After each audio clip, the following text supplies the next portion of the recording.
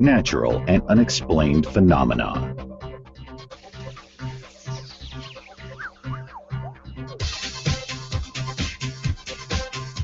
Spiritual activity. Cryptids. The future and the past. Conspiracies. Beliefs and ancient remains.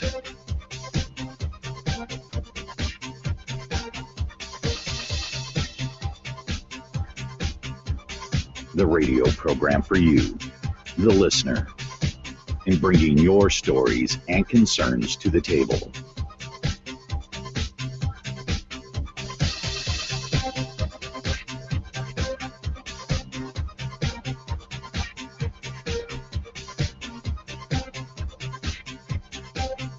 And now your host, Dave Cruz.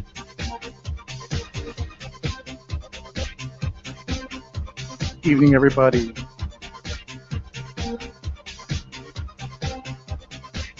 Welcome to Beyond the Strange.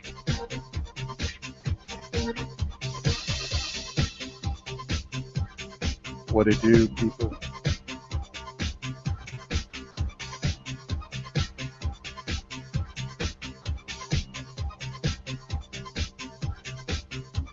I see you guys in the Spreaker chat.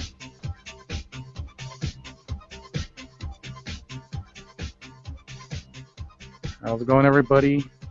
Welcome again to Beyond the Strange. I am your host, Dave Cruz. And thank you for being with us tonight. Tonight we have a great guest joining us tonight. We are going to be talking with Mr. Alex Mistretta. And as soon as we get all the stuff out of the way, we'll be having him speak to us. But first, I want to just say hi to our co-host in the panel and the hangouts, our brother Gigi Rabbit. Yo-hoy, hoy. What's up there, brother Les? Hey, Dave. How you doing, brother? I know, it gets me every time. So. And Rick's joined us. So. And yes, Oh, Rick, it. Sennett, how you doing, sir?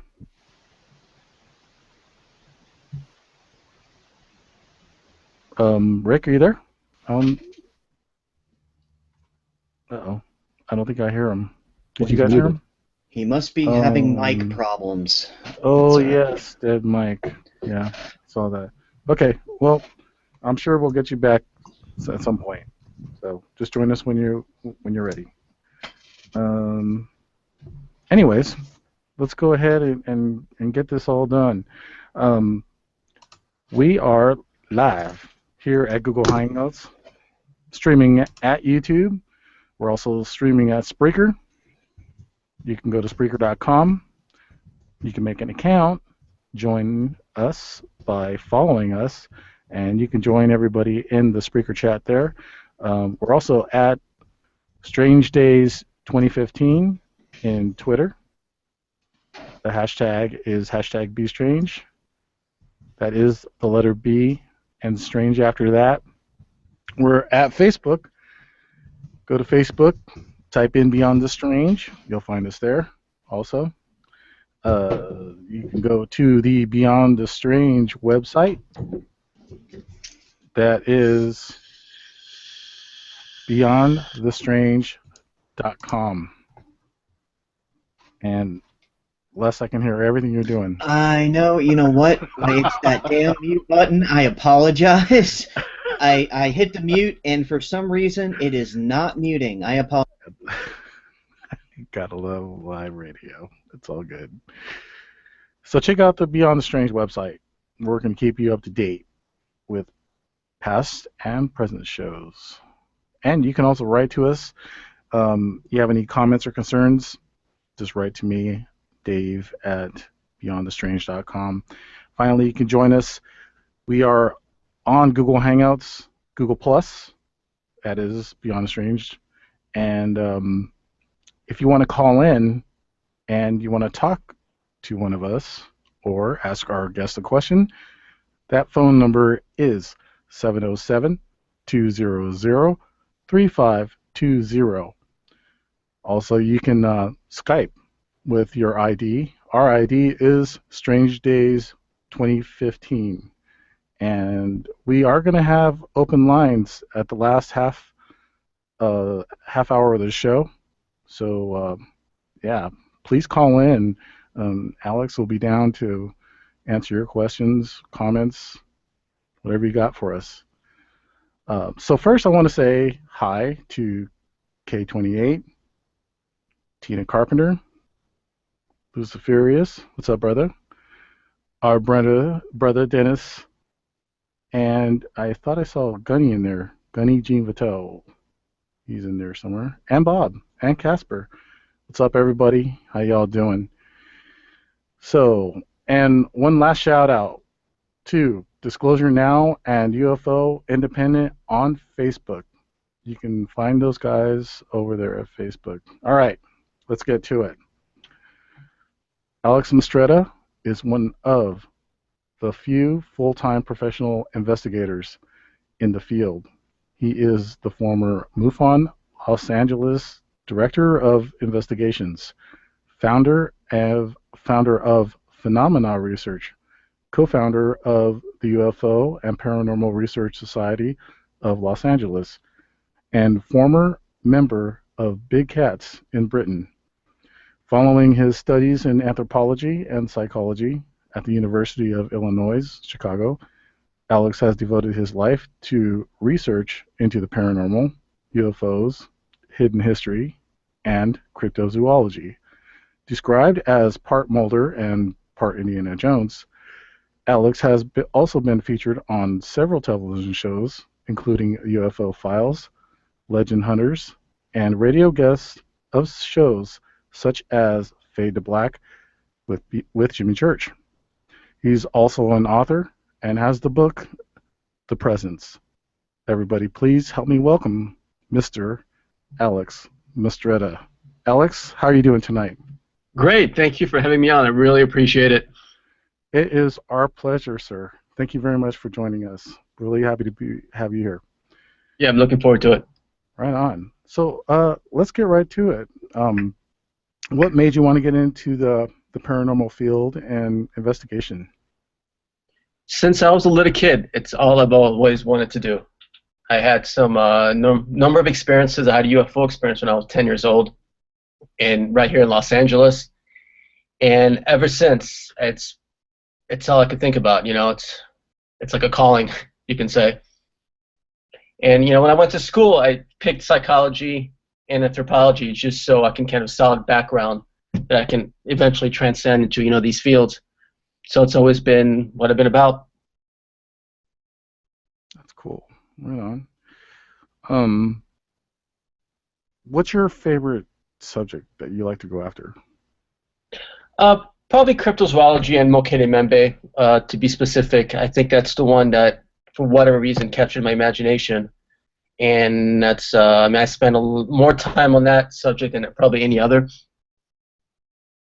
Is that more of a recent topic? I think I heard something about that probably about 2 years ago on another show about, man, I'm going to butcher it, Mokole Mbembe. Sorry about that. Membe. It's, it's actually been around for years, but in the U.S., there's not a whole lot of info on it. A lot of the information came out in Europe. And I actually started a project back in like 2000 with I had a director that used to work for National Geographic, and he was kind of freelance. Great guy. He lives by himself in a mountain in France. And we spent 2 years organizing an expedition and writing a treatment for a documentary on the subject for 2 years. And then eventually, a production company pulled the plug because of the civil war in the Congo. So it's a project that I've had in mind for, like I said, since like 2000. And the first expeditions actually took place in the 60s and the 50s. So it's been something that people have talked about, but it's just not that very well known. How would you describe that? Because I think I've seen a picture of it. It kind of looks like a baby dinosaur. Am I right? Yeah, it's about the size of a hippo. It looks like a typical sauropod dinosaur, meaning kind of large body, long neck, small head, kind of reptilian-looking head, four legs, claws, and a long and powerful tail. Oh wow. What do they eat? For most part, of vegetarians. Their favorite food is actually the malombo fruit, which is actually a primitive plant that's actually been around the Congo since the age of the dinosaurs. It lines the river systems. And in fact, the majority of sightings, and I get this from first-hand sightings. I used to have people directly in the Congo. The fishermen see the animal early in the morning. It sort of follows the river system, and their heads come out of the water. They're excellent swimmers, even though they're quadrupeds. And they eat the malombo fruit as breakfast, so to speak. And the fishermen hate it because it disturbs the fish population and screws up their fishing. Oh, I can imagine. Yeah. So, but they don't attack people or anything like that, right? No, I know a couple of cases, but for the most part, it's a large animal, right? Kind of self-defense, and they freak out a little bit when you get too close. Apparently, according to some of the fishermen, they told me they use their tails to kind of slap around if you get too close with the boat. But for the most part, it's not particularly aggressive. But again, when we look at any large animal, you never know. Okay, cool. And I'm assuming you've been out to Africa, right? Or... No, actually, I spent 2 months waiting in Paris, getting the green light to go to Africa, and about a couple of weeks before we were going to take our first trip out there, they canceled the project. Oh no! So I basically spent 2 months waiting, to go, and never ended up going. And since then, I've been trying to revive the project, which is why I started that GoFundMe program. But it's been hard to get funds and get interest, and you also have to fit in between. There's so much war and conflict in the region, and these animals live so far deep in the jungle. It's a major enterprise to get down there. It's somewhat dangerous and costs a lot of money. Yeah, I can imagine. That's got to be dangerous. Okay. Well, I'm going to ask you a question from one of my favorite subjects, which is, the paranormal. Yeah. How long have you been studying like ghosts, spiritual activity, that kind of thing? I actually started my first case when I was 12 years old. We moved to London. My stepdad at the time was a recording artist, and he was in London recording an album. Mm-hmm. And we had some activity around the house, but around the corner was a place called Berkeley Square, which had a history of having just haunting type of happenings. It's actually pretty famous. You can go look it up.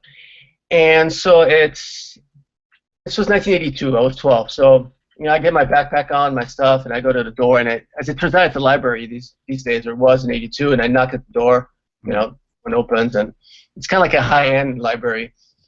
And all the strange happenings on the top 2 floors. So I kind of snuck up there and took some pictures. And pictures came back. They're all like veiled, as if there's some interference with the film. This was 35 millimeter, right, back in the day. And I took obviously I took comparison pictures of the other floors and the hallway, and only the top 2 floors where all the happenings were theoretically happening became back veiled. And since then, because I was 12, so it was very simplistic thinking at the time. I'm like, oh, it's a ghost, it's haunted, and that kind of hooked me into that, into the paranormal at that time. Did you ever get like freaked out, like scared, or did you already know, no, that's a ghost, and they're not gonna hurt me? Like yeah, that? I was never scared. That location has a history of being somewhat violent, even though a lot of those tales date back to the early 1900s and so I knew the history of it. And I don't have a lot of fear when it comes to that phenomenon for whatever reason. I was up there by myself, and I've never really, and I've seen a lot of strange things since. I've been hit on the ear by something that's not there. I've seen an apparition walk right in front of me, but for me, it's not really a fear factor. It's interesting. Okay. And you do the normal investigations, like with EVPs, checking, like energy counter, like on the counters, the Geiger counters. I'm not sure what you call those. That's probably something that Rick can come in and talk about. Yeah. But Well, the equipment that you use. That's where I'm getting at. Yeah, what you do is you measure the environment. So you measure the amount of electricity in the air, the electromagnetic field, because there's definitely correlation between paranormal activity and anomalies in the environment. Now, it doesn't mean that it's indicative of a ghost or an entity being there, but that environment is more conducive for something paranormal happening, right? So yeah, I got my first EVP when I was in high school, and in my apartment. I don't recommend doing this, but I was a kid, so I had a séance, and I had like a tape recorder. Oh wow! And a voice came through it very clearly, because most EVPs aren't particularly that clear. And to be honest with you, most of them are incomprehensible. I think it becomes a case of auditory pareidolia, where the brain kind of fits in based on what you're expecting. You hear the words that you're expecting to hear, where in reality it's not. It's kind of nonsensical. Doesn't mean there's no signal there, because there's something there. Uh-huh. But in this case, it was actually very clear. The voice just said, something is going to come. I don't know what that means, but that was my first AVP at age 14. Beverly from Spreaker wants to ask a question. She says, why are there malicious ghosts? What happens when they become malicious? I think that's what she means. Have you ever run into malicious ghosts? Yeah. I don't know. I mean, you have to assume.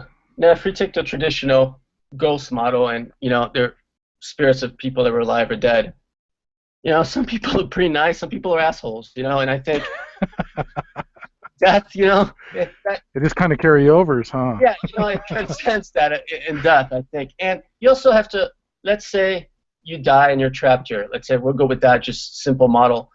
It's got to be very confusing, scary event, right? And I think a lot, and I would probably maybe lash out a little bit, to a certain extent. So I think maybe that's part of what's going on. And the problem is, I mean, the truth of the matter is, we don't really know what a ghost is. I think there's a lot of different sources of what we call ghost. Mm-hmm. Like, I think like the poltergeist event, for example, is not necessarily a ghost. I think that's self-generated phenomena, but it functions in a very similar manner, so it gets very confusing. Yeah, you know what? We were talking about that earlier, and I remember hearing it from another podcast where I think the director of the movie Poltergeist, that I don't know if you know about that movie or not, the background, it was like based on a true story. Was it Poltergeist or The Entity? That's it. The Entity. The Entity. Yeah. That was based on a true story, and when they did further investigation, that they found that it was possible all of that activity was being done by the lady, like she was producing all that with her mind or something like that. Do you know anything about that? Yeah, absolutely. Well, Dr. Barry Taff was the lead investigator out of UCLA for The Entity. Barry is one of my best friends. I talk to Barry about 3 times a week. Oh, cool. We met in Ojai on an investigation about 20 years ago, well, maybe 15, when I was my early days of MUFON, and we became friends. And I've gone on maybe 20 to 30 investigations with him since then. So we talk about The Entity all the time, and yeah, he was the one that pretty much started that theory, where it's what I was talking about earlier, that conducive environment. Yes. So that's one factor, but you also need an individual he calls that's a poltergeist agent, and that person actually. My theory is that it's actually in a very Freudian model, it's the expression of the id, or the subconscious, that acts out psychically, and that's why it's so chaotic and nonsensical in a lot of ways. And and what's so different about a poltergeist, it follows that individual around. So once someone leaves that location is not necessarily haunted, and that's one of the clues that led Barry and then and myself to think that certain individuals are actually creating this phenomena. And in that sense, it functions sort of as a virus, right? So in these cases, there's an onset, the contamination, then the phenomena hits its peak, right? And so things get thrown around, there's a light show, whatever. And ultimately, there's a reduction of symptoms, and it goes away for a while, and that person can move, and maybe 2 years later it'll start again at the new location, which, you know, again is indicative that that person's generating the phenomena somehow. So in a way, it's kind of like, forget the term. That's Rick. Hi. Paranormal herpes. It goes away for a while, and then when you don't want it to, it comes back. Yeah, in a way. Yeah, it's like a virus. You know, you can also catch it. Like I had an investigation, in fact, with Barry in Pasadena, which was one of the best cases potentially we could have had about 8-9 years ago. And I came home, I was driving back in the car, and I heard a loud bang out of nowhere. And, you know, another case, like I came here, my stove turned itself on. So you can catch it to a certain lesser degree, and eventually, you know, nothing else happened in here, but, and that's why, you know, I mean, it functions sort of like as a virus. It's fascinating. Yeah. But does that mean that all spiritual activity is generated by our minds? No, not at all. I think there's definitely other, you know, there's certain locations that have been haunted for hundreds and hundreds of years, right? You know, and I think there you're dealing with two separate phenomena. There's kind of like the residual haunting that, you know, that people call it in the biz, where the ghost or the apparition repeats the same event day in and day out, day in and day out. I don't think there's particular intelligence behind it. It's a kind of recording of the environment that gets displayed over and over again. How that happens, I'm not sure. Again, it has to do with, you know, the type of environment, most likely. But then there's definitely, you know, the traditional ghosts where there's interaction between us and, you know, this discarnate entity, which seems to be aware of our presence, we're aware of its presence. It can show itself and can, you know, tap you on the head. I got tapped on the ear one time, as I was saying. You know, so I think there's different sources, you know, for what we call a haunting or a ghost, and, you know, the problem is it's not always easy to differentiate between the three, and there can be some overlaps, and that's where it gets really complicated. Now, last year... Oh, go ahead, Gigi. Nope. You go ahead. No, go ahead, sir. All right, well, I'm just curious, do you think, as far as the conducive environments for these types of phenomena, do you think that the intersections of ley lines, the electromagnetic lines around the globe, do you think those intersections have anything to do with that? Yeah, I think those are the type of places that can enhance the phenomena, but not just ley lines for, you know, earthquake zones, right? If you look in the USGS map, a lot of places that have either high or low anomalous, you know, electromagnetic activity or potential candidates to enhance the phenomena. And I think that's why we have so many poltergeist cases in Los Angeles, and especially in the hills, because of the earthquake faults running underneath. Now, that's just a theory, mind you, but I've never thought about the earthquake zones like that. That's interesting, though. Yeah, that's something. And then also, you know, it also has to do with the house that you live in. If I think different types of wiring or, like, you know, electricity in your environment can also enhance or decrease the phenomena. And there's one thing that I'm sorry, yeah, that Barry came. Yeah, Barry realized that, and I looked at all his notes, and this went on for hundreds of cases, where a certain percentage of the population that were seizure-prone experienced poltergeist activity. And when they were on seizure medication, the phenomena stopped. When they were off seizure medication, the phenomena increased. So whatever physiological mechanism is, you know, responsible for seizures, it's somehow it's tied into the poltergeist phenomena. Now that obviously needs to be studied further, but it's, you know, and I've seen Barry's notes, and it's just it's case after case after case after case, and that seems to be, you know, the case. And I also wonder if, because I mean, we're constantly bombarded by Wi-Fi signals, cell phone signals, wireless stuff. I mean, all this stuff is being blasted through the air. It's coming through our bodies and stuff. And I wonder if that might make certain situations more conducive or not. Yeah. You know, obviously, you know, this would have to be studied in the lab, in laboratory conditions. You know, it'd be interesting to see what environments actually triggers it or, you know, decreases it. Obviously, I don't know how that would, you know, work, but I think that would be interesting. And one last question for me before we hopefully hand it over to Rick. what do you personally think about Ouija boards? What's going on there? Because I know for a fact that if I sit down with a group of my friends, there's no way that one of us isn't going to mess with it. You know what I mean? I ain't bringing a Ouija board in my house. But some people have, you know, you meet those people that have this deathly fear of like they don't even allow them in the house, you know, like that. And so, what do you think about those? Is there something to that, or is it just more of a nothing? What's your personal opinion on that? No, I think there's something to it, but I don't think it's just necessarily the Ouija board itself. You could pretty much just make one, and you could use anything. I think it's just the idea of making yourself available to that, you know, to that world, and it works if for certain individuals. I think certain individuals, for whatever reason, are better at it than others. I don't know if it's a skill or, you know, there's a physiological reason for why you're more open to it. But yeah. I don't recommend necessarily, you know, messing with that, because once you open those doors, it's not, we don't have the ability to control what's coming in and out, and I think it, you know, it can be dangerous. Do you think I'm sorry. Go ahead. No, but you know, but they work, because I've seen it work. You know. Mm-hmm. Do you think it has to do a large degree with intent and the actual physical energy of the person that's involved? That's what I was going to say. Absolutely, yeah, absolutely. I think what you give out, whatever, you know, the phenomena is, kind of responds to it. Absolutely. Okay. Thank you. Yeah, you can't separate the, you know, the event from the observer. You know, quantum physics has showed us that, and I think that works in the psychic world as well. Absolutely, I would agree.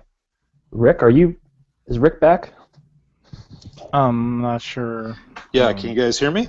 Hey, there he is. Hey. Yeah, you're good now. Way better. Yeah, I had to swap equipment completely. It's been a day. Well, thank you for joining us. Oh, well, happy to be here. Sorry, I'm running a little late today. It's, like I said, it's been a hectic day. Did you want to ask Alex anything while you're on here? Or do you want to comment? How do you think, like poltergeist activity? How, you know, like you said, a virus, you know, or a disease. But we know how actual physical or corporeal, you know, diseases and viruses are caught. You know, airborne, bloodborne. Right. How do you think it transmits to another person when it comes down to like a poltergeist or like a haunting? I have no idea, because the problem is we don't know what that energy is. We know certain aspects of it. We know, for example, that majority of the time there's no heat involved with it, so it's not any of the known, you know, forces, you know, weak or strong nuclear force or whatever. We also know that, and well, we don't know this, but this is my theory. In some cases, right, objects kind of fly through the air, right? And so if you obey the laws of physics, an object won't change direction until another object acts upon it, right? Or it'll gradually go in a straight line until gravity pulls it down. Well, in poltergeist cases, that doesn't seem to be the case. Whatever energy is affecting the phenomena keeps affecting the object in flight, because it'll slow down, speed up, take a right angle turn. It defies the laws of physics in that sense. So it's not just an energy it's not just a burst of energy at the onset of, let's say, an object being thrown about. It continues affecting the object throughout its flight. So I think that's a clue to what it is, but to be honest, we don't know enough about it because it hasn't been, you know, properly measured. So I wish I could tell you, but the truth is we don't know. If people tell you they know, they're lying. Fair enough. By the way, I'm on page 271 of your book. And, great. Anybody out there who hasn't read it, you got to read it. And okay, yeah, there's typos and there have been complaints about that, but Alex wrote this single-handedly. He has no ghostwriters. He has no editor going through and everything. It's all Alex. And trust me, you need to read the book. And I know if I tried to write a book, it would probably be written in crayon. You know, I mean, that's the level of my skill. But yeah, so the first draft was in crayon. Yeah, but I mean, I know we're coming up on a break, but I mean, I cannot sing the praises of this book high enough because the way you approach it, and actually, just like right now with the Incity case that you're speaking of, you approach it with a scientific point of view, but also you're not afraid to admit, hey, I don't know. That's why nobody knows. It's the unknown. And one of the things I thought was really good in the book that you addressed is like PK, like the psychic tests that they were doing on Russia during the Cold War. I thought that was great. I mean, seriously, anybody who wants an introduction to the weird, you need to get this book. In fact, I learned a practical thing from your book. I didn't know that spiders had a book lung. I didn't even know what that was, and that's what actually inhibits their size. You're telling me about that. That's crazy. Yeah, blew my mind. I I read that, and I'm like, why didn't I learn that in science class? But yeah, good book. And after the break, we've got all sorts of stuff that we can get into. Oh yeah, lots of stuff. Yeah, let's go ahead and take that quick break, Rick. And when we come back, we're going to be speaking more with Alex Mistretta and the Presence. Stick around, don't go away.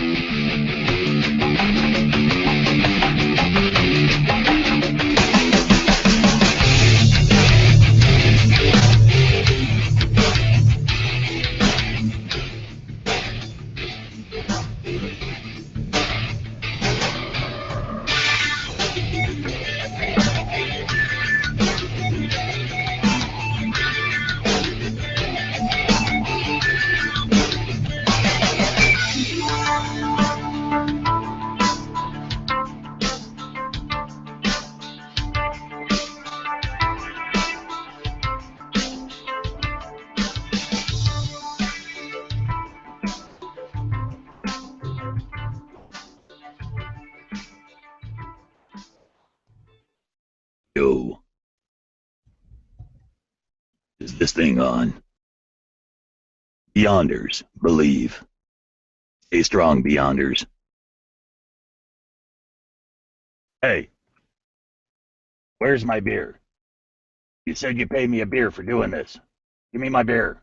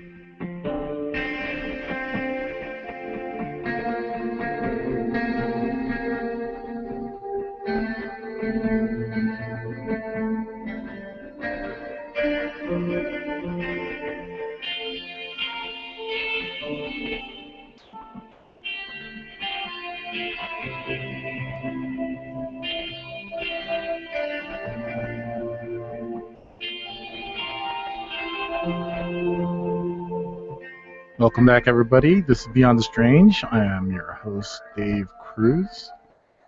You can call in 707-63... Ooh, that was my number.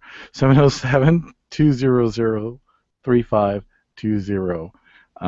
We'll have open lines at the last half of the show, the last half hour, and we'll be speaking more with Alex. Alex, thanks again for joining us, man. Appreciate it. Absolutely, my pleasure. So yeah, Rick was talking about that the spider thingy. Yeah, it's very bizarre. Yes, please elaborate on that. Yeah, Jabba Fofi, it's called in the Congo. Interesting.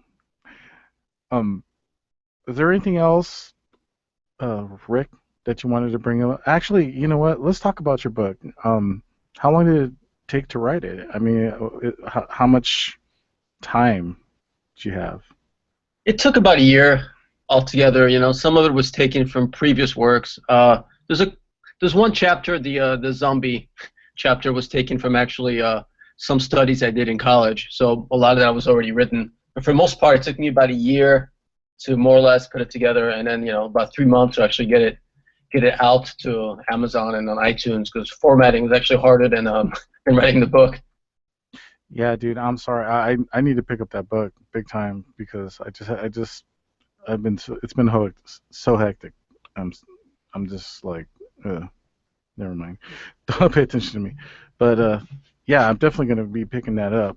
I'm going through the notes here. We got so much to cover and talk about. There's a lot of these topics in your book, like the cave, the ark, all these.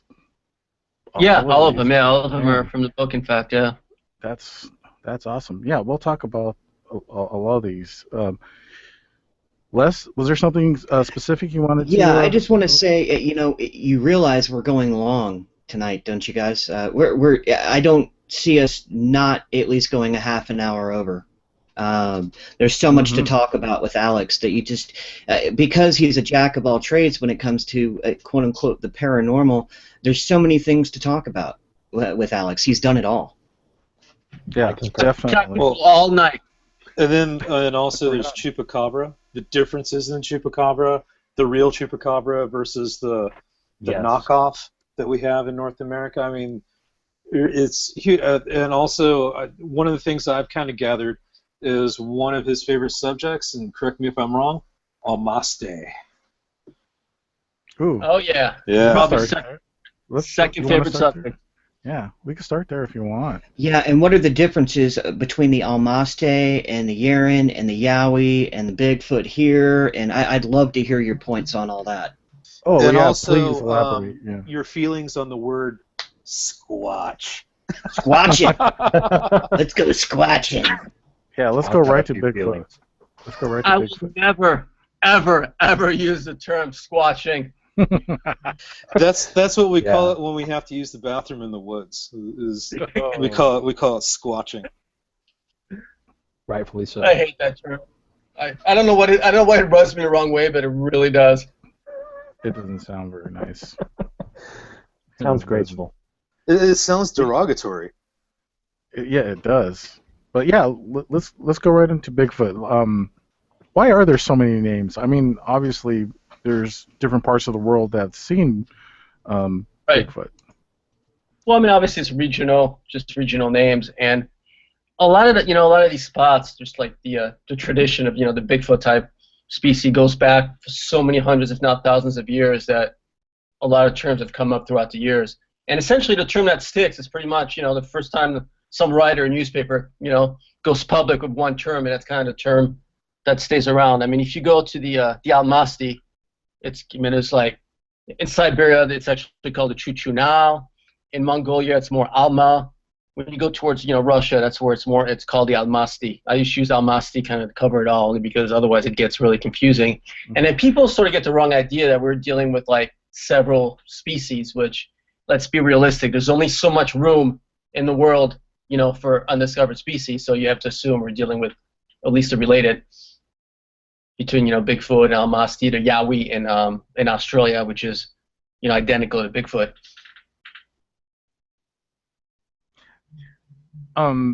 These cryptids is real. Is that a good term to use? Cryptids? Yeah, absolutely. Yeah.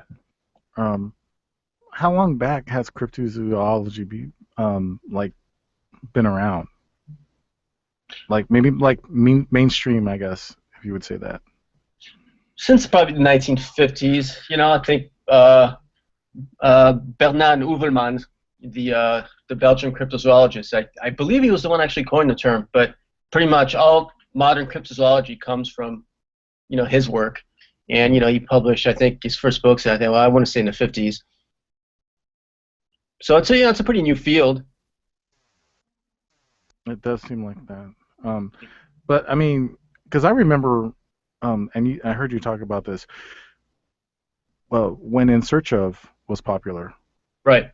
That was the first time I seen the Patterson Gimlin film, and I was blown away by that. What are your thoughts on that? Yeah, I mean, to this day, I still have to go with until proven otherwise that it's the real deal.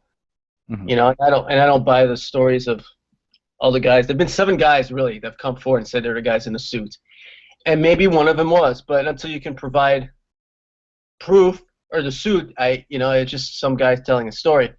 The only thing that makes me pause is I know Patterson had a drawing of a female Bigfoot prior to him taking the film that looks a lot like the subject in the film. So, maybe that was based on just, descriptions and some of his research. I don't know. But that's maybe the only thing that kind of makes me pause. Now, if you look at the film and you think for sure that it's fake, you're not really looking at it right, because there's nothing about it that looks 100% fake, So, and I've seen some pretty good copies of the film, and it's impressive. And I would never say 100% sure. And I met Bob Gimlin. Oh wow. Okay. Once in fact, this is about a day before I met Mad Moneymaker from Finding Bigfoot. This was about 20 years ago, and I'm pretty good at being able to pick up on deception, from having done so many investigations throughout the years. And I really believe that, he thought he had the real thing. So I don't think he was lying. Could he have been fooled? Sure, but I don't think so. No, there's a real natural flow of the way the Bigfoot in the film is just moving and taking off. I've heard lots of people talk about that, but I mean, this is something that I just started researching myself. Of course, Rick and Les and even Gigi, they're way more on the topic than I am. And as a matter of fact, Rick, I saw your mic was. You wanted to say something? Well, first off, one of the things I wanted to ask, and this would help the folks listening kind of get a better idea of how to spot a hoax. But I mean, like, what are some of the things that they could look at when, infamous YouTube video of real Bigfoot caught on tape pops up? What are some things that they could look for that's usually a telltale? Because I know one of the things that my dad and I look at is down around the ankles. That's usually where you can tell if it's a guy in a ghillie suit, or some sort of just suit, because the way everything kind of collects around the ankles. Yeah, pretty much. First off, what are some good ways for folks to tell something that's just completely bogus? Yeah, I mean that's a good point you brought up. You can tell by when it's walking. If it locks its knee, it's probably a guy in a suit. Bigfoot has a very efficient walk, and it doesn't completely lock its knee. It keeps it bent, which was kind of like how primitive man used to walk. If it turns and faces the camera, and it moves its neck before it moves its shoulder, most likely it's a guy in a suit, because Bigfoot has a tendency to move the shoulders and the head in one motion. But the biggest thing has to do with the framing. I see these videos where the picture's already framed, and all of a sudden, Bigfoot comes right in the middle of the frame, kind of walks towards or walks away, and then, walks out of frame. That's for any subject that's indicative of a hoax, where the guy's already ready and waiting for Bigfoot to get right in the middle of the video. That's the number one thing. I see 80% of hoaxes make that mistake. And I remember hearing, I believe it was Jimmy that was talking to you about it at one point, that either Gimlin or one of those guys was ready to shoot the Bigfoot, like with his gun. Did you know anything about that? Yeah, I don't remember actually. I don't recall if it's Patterson or Gimlin, because I know one of them got thrown off his horse at one point. Oh wow! The horse freaked out, and I don't know if that was the moment it was ready to shoot or not. And I don't know what their stance was on that. And maybe Rick knows. I don't know if they were planning to shoot at some point, or they had a no-kill plan. I'm not sure. I don't recall that. That is definitely a hot button subject of whether to shoot or not. It's like, well, how badly do you want your proof? I guess is what it really comes down to. With whom are you guys speaking about the kill no kill? That's what we're trying to get at. I thought it might have been Alex talking to Jimmy about it, but maybe it wasn't. It just depends who who you're talking to. There are some people who are gung ho about shooting a Bigfoot and getting evidence, but then again, there are plenty of others who think Sasquatch is your best friend and they're huggable and lovable and won't rip you apart if they see you. I guess it's all depending upon who you talk to, really. Really, Yeah, I don't no, think anybody's going to get away with it, dude. I think the Department of Interior is going to nail you and then put you in jail forever if you kill something like a Bigfoot and they catch you. Well, one thing they could definitely get you on is there is no Bigfoot hunting season. So you're hunting Bigfoot without a license. Yeah. And also potential public endangerment, because there's the chance that it could have been some idiot in a suit, and here you shot him, you took a chance on shooting what could be an idiot in a suit.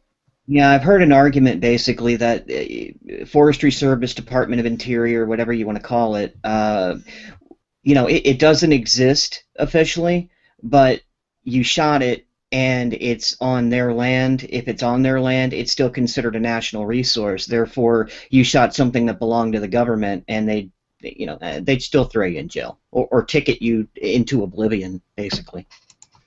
Yeah, so the bottom line, if you think by killing it you're going to make money off it, you're not, because you're not going to own the body. Well, Right. and also any money you made, you now spent plus on legal fees. Yeah, there's that. That's good to know. Gigi, you have a comment or a question? Yeah, definitely. I mean, for people that are getting into Bigfoot, if you really research into it, one of the first things, one of the milestones is the Patterson footage. I would like to hear your opinion on the authenticity of that footage, because there are a lot of sketchy facts around it. I mean, allegedly the guy, first of all, that was, what was it, his first time ever going out to look for him, and he found him. Second of all, the camera that he used to film it, he actually got by bouncing a check, like it was fraud. Like he basically stole a camera, long story short, by bouncing a check and giving the camera. So it kind of adds to the skepticism of it, but at the same time, that's one of like the milestone pieces. That's where everybody points to. Like, if you have a doubt, look at this footage. So I'm still, now don't get me wrong, Bigfoot's been talked about, whatever you want to call it, Bigfoot, Yeti, in all different cultures. It's been around long enough to where it's obviously something. But what do you think about the Patterson footage? What's your official opinion on that? Well, sort of what I said earlier. I don't know. I'm leaning towards being real until proven otherwise. Just at least. Now here's the worst thing about it. If you look at it from you just analyze the footage and you have no background info, it looks fantastic. Everything about it seems right. As an anthropology student, I spent a lot of time at the zoo observing apes, and behavior and how they move and all that. And, I had to write papers on that. So everything about that animal, Bigfoot, about Patty moves correctly. Now, yeah, you're right. When you start looking into the background, so Patterson was kind of a shady individual, But yeah, and it's not like you're right. The movement itself is very not human-like. I will give you that. It is pretty convincing. But at the same time, like you said, there is some shady stuff in the background of how that video was produced. So it just kind of, There's also like a catch-22 situation where I've heard this, people like, well, he was looking for it and he just happened to found it. That's suspicious. But on the other hand, if you don't look for it, you're not going to find it. Exactly. So outside of that, what do you think is the holy grail of Bigfoot evidence? What do you think is a smoking gun, if there is one? Oh, there isn't any. I think there's some. I don't think there's something I could call a smoking gun. It's a combination, I think, of factors. There's some hair samples. They're obviously intriguing. There's some blood samples. I know Mulder got 3 years ago. I forgot where he was at, but apparently a Bigfoot stepped on some nails and he was able to obtain some blood samples. And then the footprints themselves, the dermal ridges associated with it, and I think everything kind of, combined makes a pretty good case. Not to mention that, you have, hundreds of years of talk and sightings of this. Definitely. But I don't think we have. Me, it's like if you've been talking about it for a couple thousand years, they're obviously not talking about nothing. You know what I mean? So that there's something stirring up the waters out there. You know what I mean? But, I mean, there's what 500 names for Sasquatch in various Native American languages, I think.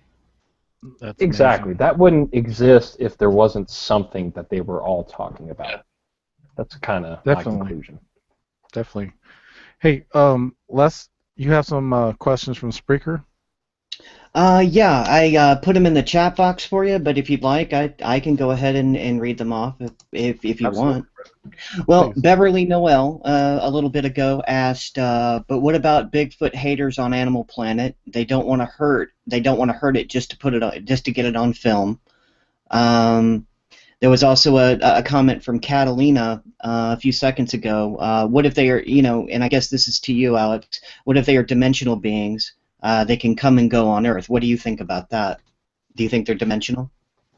No, I don't. I don't think there's any reason to go in that direction. I'm not a big fan of any of the paranormal theories when it comes to Bigfoot. I think it's a species that we've seen before, something similar in a fossil record, either through Gigantopithecus on the ape side or through our human lineage. So if it's something that can exist and has, there's no reason to start introducing any paranormal theories into it. It's just I don't think there's a need to go there, and I haven't really seen enough proof for that.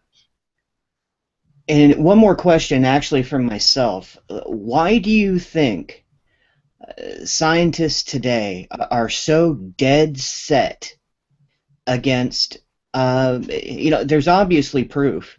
There are thousands, if not tens of thousands, if not hundreds of thousands of people have seen this thing for hundreds of years, if not thousands. There's, as you said earlier, there are 100 names for the creature, going back centuries, if not millennia. Why do you think they're just so dead set against, scientifically using the scientific method and proving whether or not this thing exists? Most of the time they just say, doesn't exist. They're not even willing to go. They're not even willing to go there. Why do you think that is? Intellectual laziness, I think it's a big part of it. I'll be honest, I think it's that simple. Also, those guys don't make a lot of money, and they want to keep their grants and their money coming in, and anything that threatens their position just scares them, and automatically their first response is like, oh, that's not real, it doesn't exist. Mm-hmm. And it's like we've lost, scientists these days. Everybody's lost kind of like the spirit of exploration. No one really wants to go out there. There's a few guys, obviously, but for the most part, everyone's content just lecturing, and no one wants to rewrite the history books. It's too much work, so. Yeah, it almost seems like they're stuck in the status quo, and they've literally turned science into dogma. And it's the new priesthood. Everything science fought against and complained about from a religious standpoint. Now it's kind of like the same philosophy for science, where this is the way it is. Either believe in it or don't, and if you don't, you're going to lose your. You're not going to get your tenure. Yeah. I got a comment actually from. Sorry about that, Les. I didn't know you were done. No, go for it. I'm done. No, I'm just saying. I got a comment from Luciferius. He's saying the fact that no one has caught one yet sort of points towards interdimensional creature. What do you think about that? No, not necessarily. I think it's such a huge environment. I'm just. The first time I've been down there, I flew over to the Pacific Northwest on a small, really noisy propeller plane. I was just amazed at how much room there really is. And honestly, there's not that many people looking for it. You see a lot of these shows, but they don't go that far in the woods, because it's too expensive to film. And I agree it's strange. You think we would have found more, and that bugs me to a certain extent. But just going straight from A to Z to any, paranormal like interdimensional or they're aliens, or I just don't see any reason to go there. That's there's enough room for them to hide. Yeah. In my opinion. Yeah, there's a lot of people that think that for some reason, probably because they haven't found a body, but there could be tons of reason for that. Dennis Koch, he was saying if there is no control or baseline for a blood sample, it is called inconclusive, just because a sample is not on file. How do you feel about that? Blood samples, that kind of thing, that people have been collecting. Yeah, that's an excellent point, actually, and that goes with a lot of DNA testing as well. If you can't compare it to anything that's not in a database, a lot of times they'll throw it out because this can't exist because it doesn't compare anything that we have, so it's been tainted or it's So yeah, that's a problem.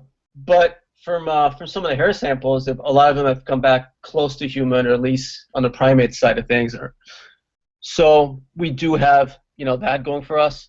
But yeah, I mean that's a problem. I've seen cases where there've been some DNA tests and the lab's like, well, we can't compare anything, so that doesn't exist, and it gets thrown out. Again, that goes back to not wanting to rewrite the history books and look and think outside the box.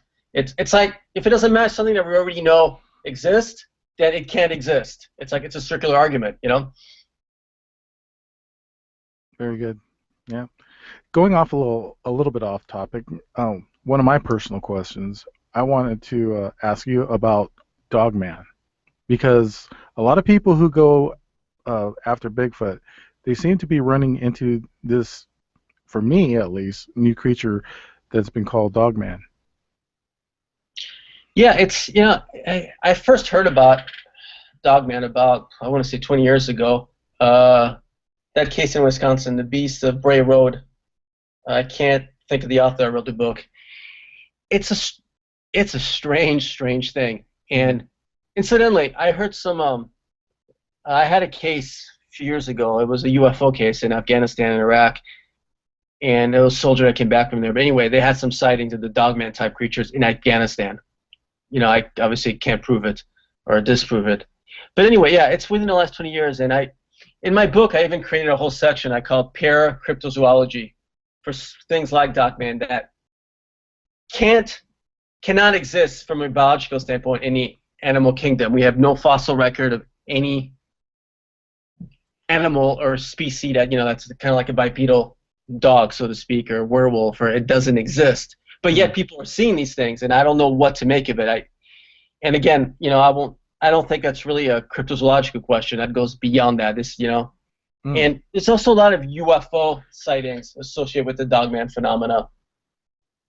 And I don't have an answer for you because I don't quite know what that is yet. Except that at first I was kind of throwing it out. I'm like, this sounds like crap. But you can't throw out the same type of sightings that you take as face value when someone says they've seen Bigfoot, right? So I sort of had to look into it. And in fact, when we were at Skinwalker Ranch, I was going to ask you about that. Yeah. Yeah, which is another heavy UFO, area. They've had Dogman sightings out there. So yeah, it's a brand new thing, and I don't really have an answer for that yet. But I find it fascinating, though. The thing that you saw, or the person that you talked to at Skinwalker Ranch, do you think that was Dogman, or do you think that was just some type of spirit or some other creature? Are you referring to the girl that saw the so-called skinwalker by the cemetery? That story? Oh, maybe I was getting that mixed up with another. I heard about another creature that looked like Dogman. It had bright, glowing red eyes, and it didn't have like a bottom to it. It was more like a I don't even know how to describe it. I heard it on another podcast. Yeah, I think you were referring to is the kid at the gas station. Yes, yeah, I think okay. So. Yeah. Yeah, it's actually not. That was not really so much Dogman related. It's closer in line with what in Britain they call black dogs.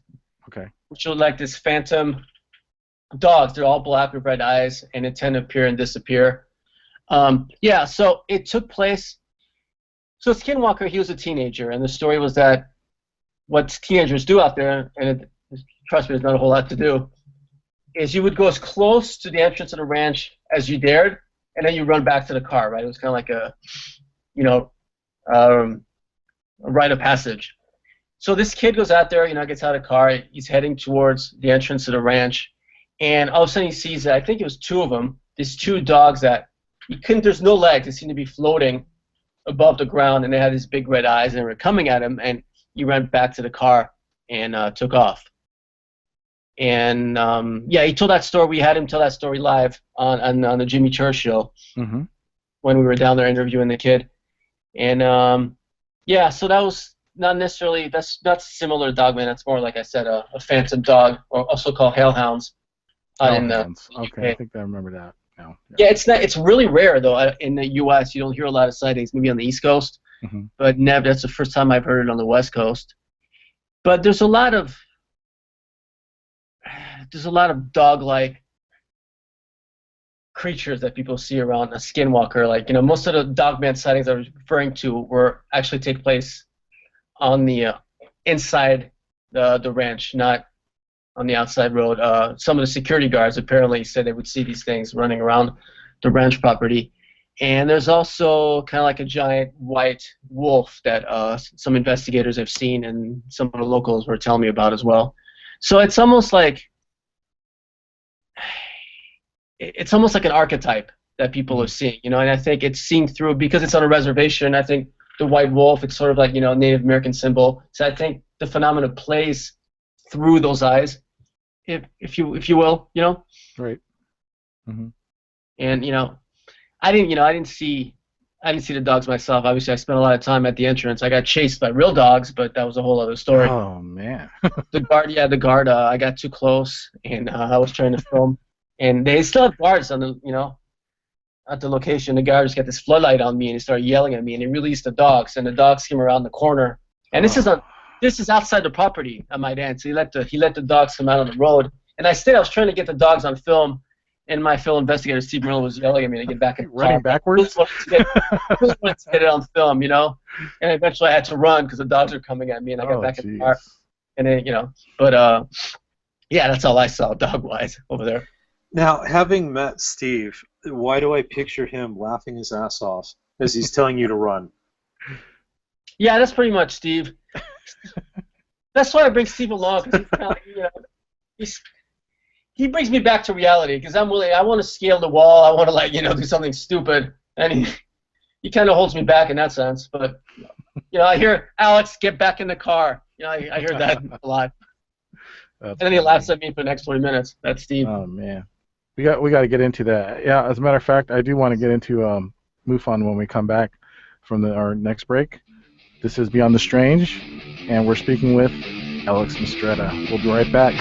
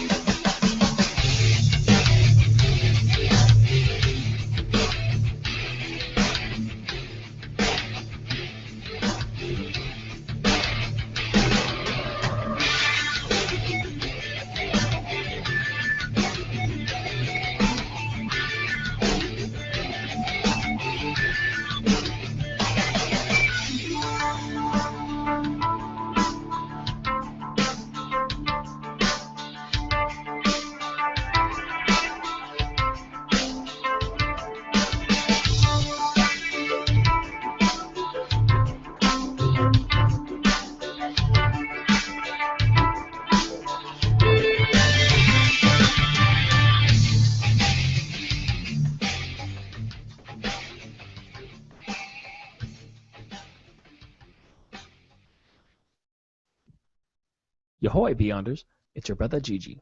Have you ever found yourself wondering, why doesn't somebody make e-juice that doesn't just totally suck? Well, that's where we come in. Ether Vape. Just go to ethervape.com. That's AETHERVAPE.com and enter the promo code BeStrange. That's the letter B and the word strange in one word in the shopping cart to get 25% off. Also, free shipping on all orders, and you get a 15 milliliter bottle of your choice for free with your first purchase. Remember, Ether Vape, because it doesn't suck.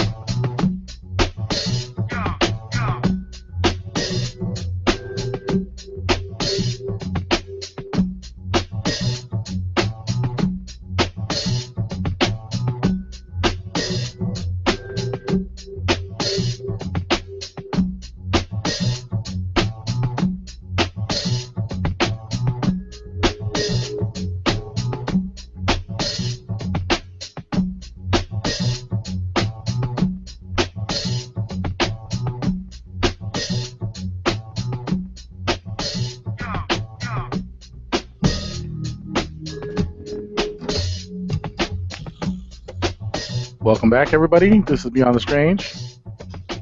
I'm Dave Cruz, your host. We're speaking with Alex Mistretta tonight. You can call in at the last half hour of the show with your questions. That number is 707-200-3520, or you can Skype in. The ID is Strange Days 2015. Thanks again, Alex. Absolutely. Les, do you have some announcements? Yeah, absolutely. I'd like to welcome our latecomers who have showed up after the first announcement. I'd like to say hello to Bev, Miss Michelle, Karen, George, hello Sir Bear. Eric has joined us in Spreaker. We've got Catalina, we've got Howie. I'm going to announce Fran because she's going to show up the second I stop. I'm going to, Kat is on her way home from Arkansas. She's driving, but she's listening live. She wanted to say hi. And we even have Bigfoot in the Spreaker chat. There we go. Wow, actually have Bigfoot in there. Bigfoot, him or herself, absolutely. BF showed up. Right on. We're doing something right then. And Gigi, hi, Karen. Well, I just want to say hi, Karen, to my mother from another grandmother. And what's up, Karen? How you doing? Yep, that's about it. Got to say hi to our Beyonders out there. Right on. But I do have a quick question for Alex, if there's time. Yeah. So you mentioned earlier, Africa and the Congo. As far as I understand, the Congo is still to this day not. We don't know what's in there at the root of it. Like, nobody's really made it that far. And but as far as they have gone through it, I'm sure you guys have seen the case of these. I mean, they've got to be 8 to 10 feet tall apes. They look more conscious than humans do. I mean, it's very weird just looking at them. But there's that footage of one of them like totally taking down a leopard, I believe it was. I wonder if Alex, do you think those are you aware of this? Do you think that might be related to what we're calling Bigfoot and what's being seen around? Because they also have theory. There's a lot of theories about a lot of animals, a lot of species that are extinct in that area or around the world, but that still are preserved in that area, just based on the fact that the last ice age, the least impacted spot was that area in Africa. So a lot of stuff survived from there.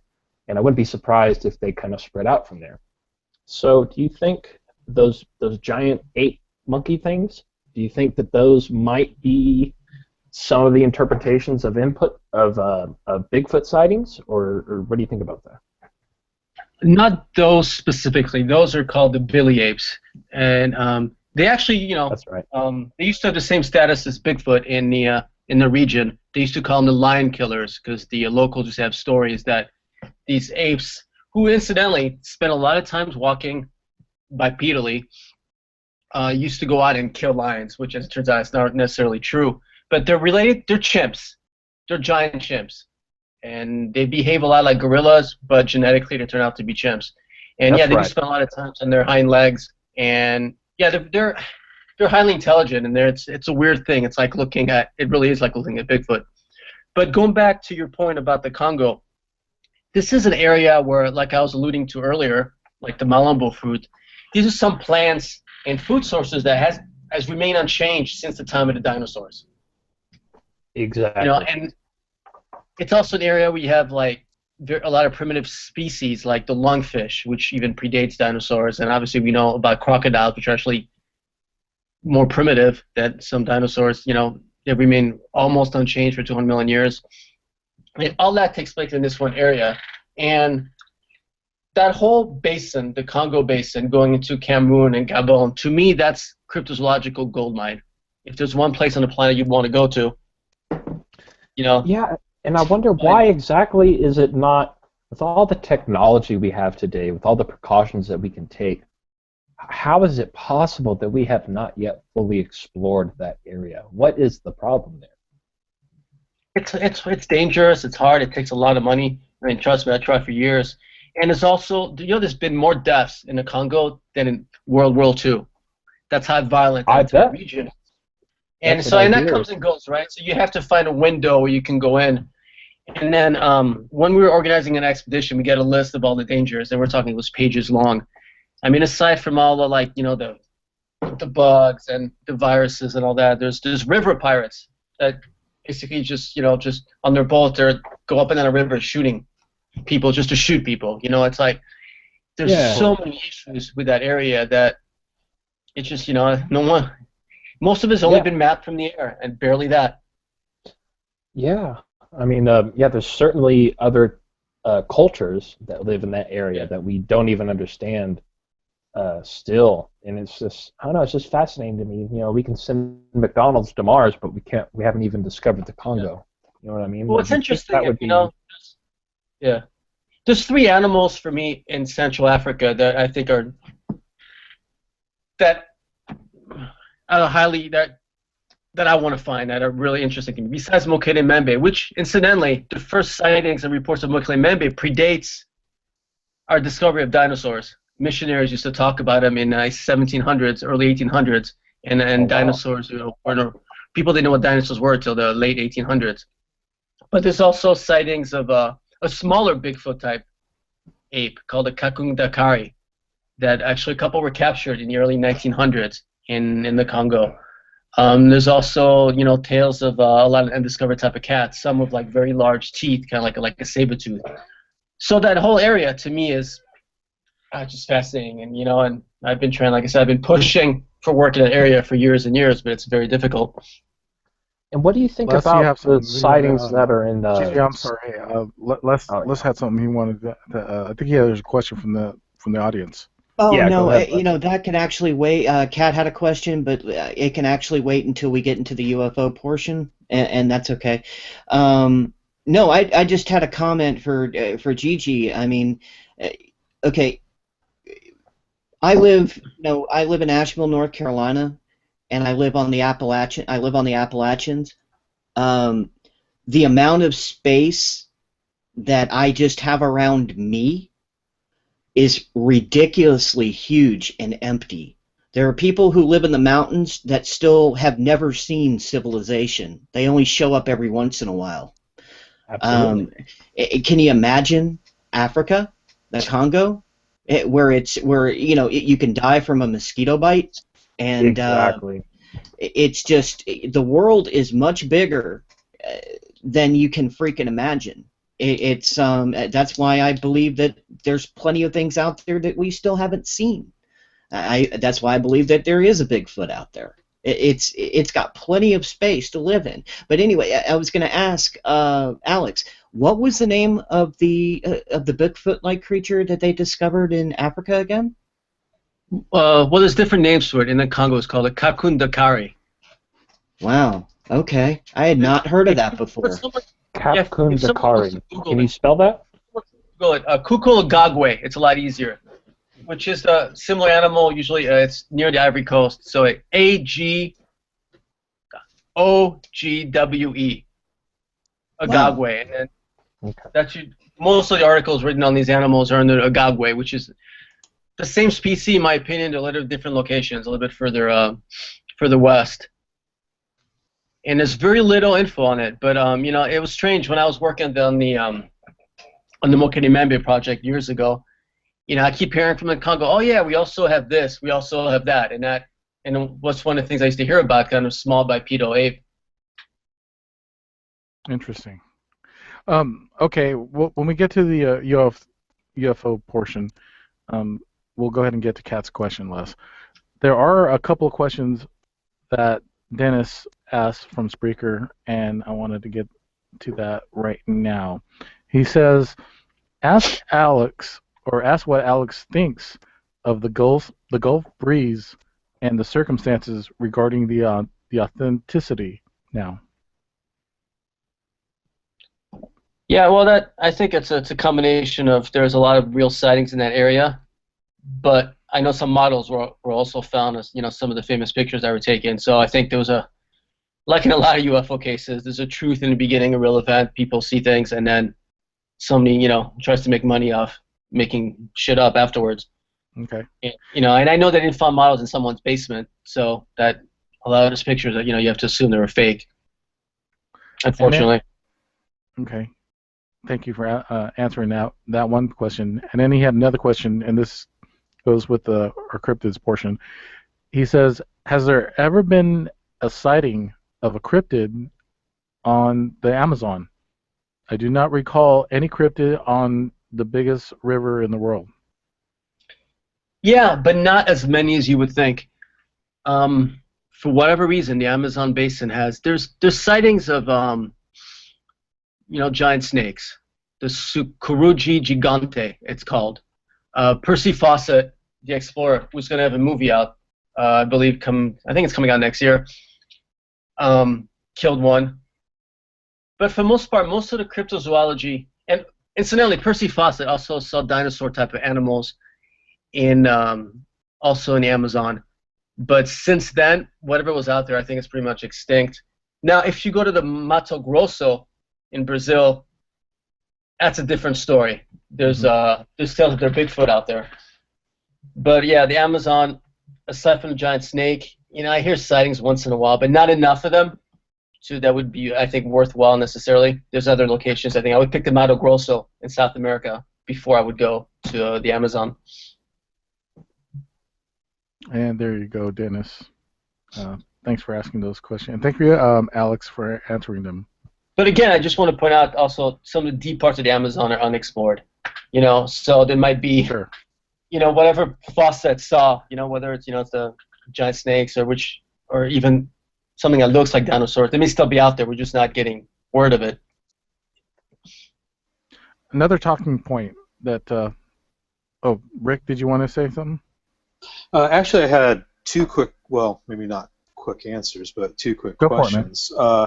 First off, with all the anthropomorphic type of cryptids, Sasquatch, Amasti, Yeren, how common is the mid-tarsal break? Is that pretty much predominantly North American Bigfoot, or is that something that's common throughout this type of creature? And also, my second question is, do you think the Loch Ness Monster is dead? Because there hasn't been a sighting of Nessie for quite a while. All right. To answer your first question, no, so the footprints have also heard of the break from the Yeren in China and the Yahweh in Australia. Not so much out of Russia, but again, a lot of that information is in other languages. So we're living with a lot of limited data, and there hasn't been any research into the footprints per se out of Russia, meaning the Almaty or Mongolia area, as there has been emphasis on in the United States for whatever reason. But I do think there are some basic physiological differences between Almaty and Bigfoot, and obviously that flexibility in our breaking a foot has to do with it's their first species that lives in an environment where, like a mountainous environment, where there's things you have to step over in the ground and that sort of thing, which was incidentally a difference between in early human evolution with the Australopithecines. You had the more gracile form, which the side that led to man, and Paranthropus, which was the side that was a lot more robust, that led supposedly to nothing, went extinct about 2 million years ago, maybe 1,000,005 years ago. They had the same flexibility in the foot that Bigfoot does, because they lived in a more of a wooden type of environment versus our ancestors lived in a more dry, a desert type of environment. Going back to Loch Ness, I don't know. I hope not. But there's never been a whole lot of sightings really in Loch Ness to begin with. It's always been someone's spare. I know that there's a couple sightings of last year. And there's been some sightings, some of the lochs, not far from Loch Ness. But I honestly, I don't know if my guess would be the species on its way to extinction. Anyway, some of these lochs and these lakes become more polluted as time goes on. But I'm not ready to call it quits yet on Loch Ness. But I think it's I don't know. Okay. Cool. I hope that I hope that someone answers your questions. No, because I know a lot of people are pretty much saying that Nessie's dead. that pretty much it's just done. That seems to be the common opinion lately.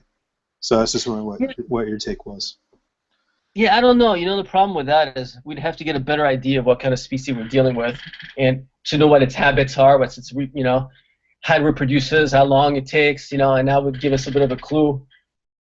We know so little on Loch Ness that it's really hard to answer that question. I hope not. I haven't been there yet, so it's killing me. I'm sure it's on your list, huh? Definitely. Yeah, I've actually never been there, yeah. One more question from the audience. And actually, Dennis says, thank you for answering his previous questions, but he wants to ask, would you care to attempt to go near the Stan Romanek case? That's okay if he doesn't, but as far as UFO conspiracies goes, there is some big questions dividing people, or is Stan just a criminal? Yeah, I don't know. I That's saw cool him if you don't want to go on. If you don't want No, I know. I'll answer any question. I'll answer anything. But Okay. I don't know what to make of that guy. Again, Romanek invited myself and Steve Murillo to. He actually gave a talk at a base here in California about, I don't know, maybe 10 years ago or 8-9 years ago. I'm not sure. And Steve and I went and talked to him, and so I'm speaking on that. And we've always had the impression that there's some genuine sighting to begin with, but that some of his later claims he might have made up. I mean, I have a hard time with the alien that's in the window that ducks. Yeah, that's hard for me to to go with that one. And the whole the whole child pornography thing, right? Is that what he was busted for, I believe? So, yeah, allegedly.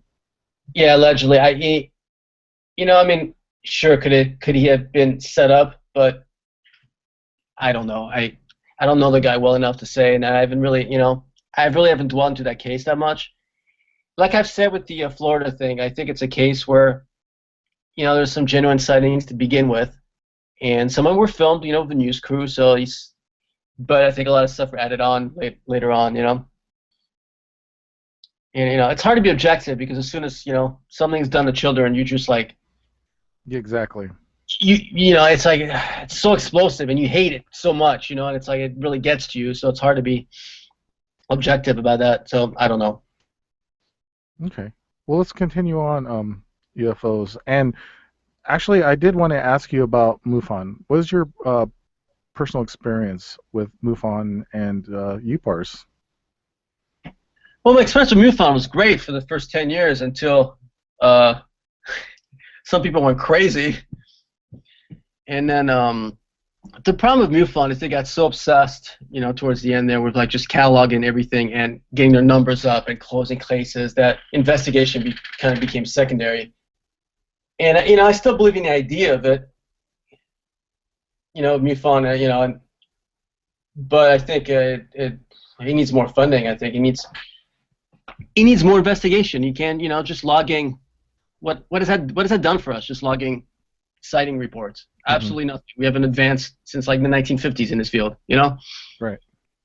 But I mean, those my 10 years there were great otherwise, and I mean, I worked under Steve all those years, and Steve's always had my back, on everything. So, in fact, I quit because he was fired from MUFON because that's the way it goes. Was that when Bigelow started getting involved? I'm not too familiar with the time frame of all that because I know Bigelow got involved and then things kind of went south. Talk about Bigelow T? No. Robert Bigelow from Bigelow Aerospace. Oh, okay. Who owns the Skinwalker Ranch? Oh, okay. Yeah. That Bigelow. Okay. So what happened was MUFON started, I think, called Star Team, and I was actually one of the early investigators that joined that. And the idea was like to select certain investigators to be on call 24 hours a day if an event happened. We'd be on a private plane and right away and go investigate. If there's a cattle mutilation, for example, we're there the next morning. And that fell apart. I mean, like, I never even got a single case from that. That fell apart real quick. Apparently there's some money issues between Bigelow and the uppers and MUFON, which I'm not privy to. But the thing with MUFON LA, so after that, George E. Serfelli, which was head of the MUFON chapter, in California. I'd never met her in 10 years of my time of investigator, not once. And all of a sudden she wanted to get involved, and she wanted, we were always pretty much number one in terms of closed cases and all that. And all of a sudden we get a little behind because I was getting like 10 cases a week, and it was just me doing it. Steve was helping out at some point. We couldn't get them all done. And she was more concerned, and she asked me to close cases without actually investigating them, and I refused to. And then that escalated to point where I refused to, fake it, essentially. And then, anyway, that whole thing just blew up, and Steve got fired, and then, and then I quit. So that was kind of what happened to MUFON LA. And yeah, I just named names, which, but hey. But man, that sounds like a book or like a made-for-TV movie right there. I mean, that sounds like a lot of messed up drama, politics, and in some circles, there's even rumors of like a conspiracy with Bigelow's interaction, and that he's actually paid off by the government and stuff like that. So I mean, there's a lot of those rumors that that he was sending all like cases to government agencies, whatever. Some of our investigations, I don't know. I don't see why they would really need it. I mean, it's not like we had anything major really. Yeah, and because one of the things that I heard, and forgive me for not remembering the source, but there was a person that had a UFO sighting, and when they called the Air Force, they called the Air Force or something like that, and they said, well, you need to call Bigelow Aeronautics. They actually directed them to call Bigelow. Actually, I think I remember it now. Conspiracy theory, Jesse Ventura.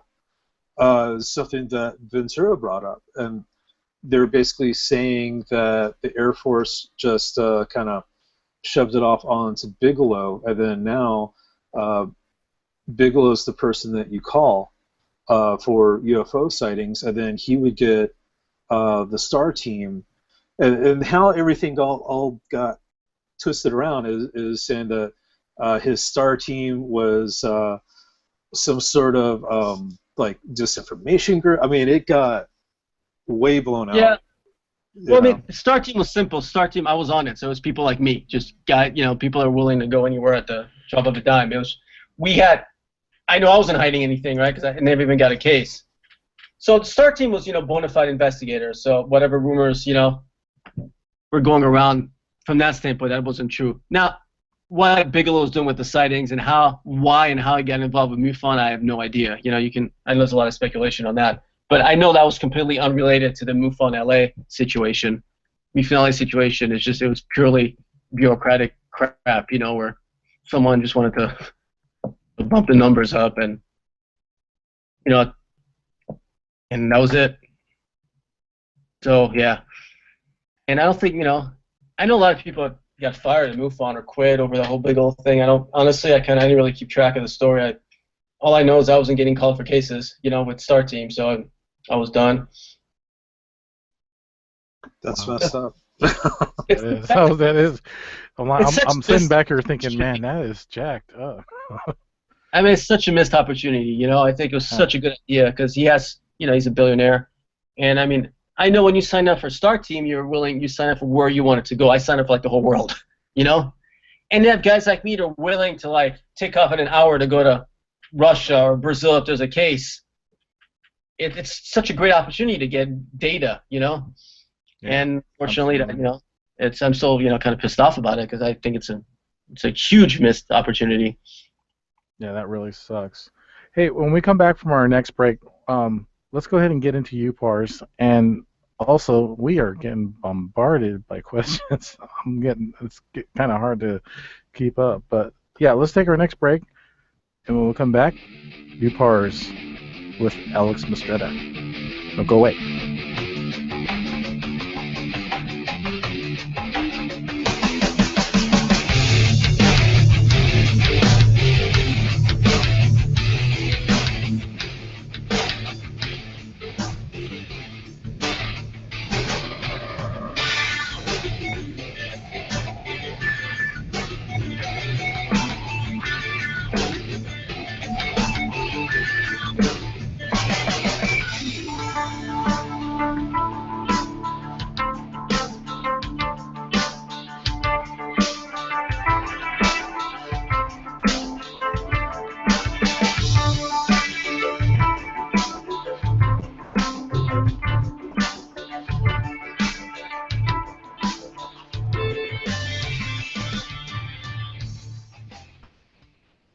This is Steve Bunker from Louisville, Virginia, and you're listening to Beyond the Strange with Dave Cruz and LJ3.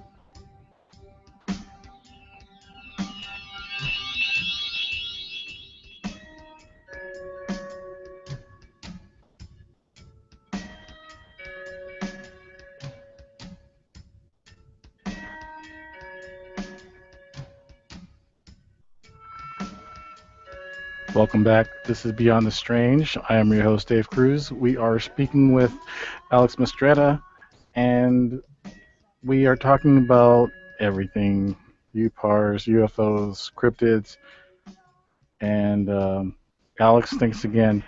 I got some callers on the line.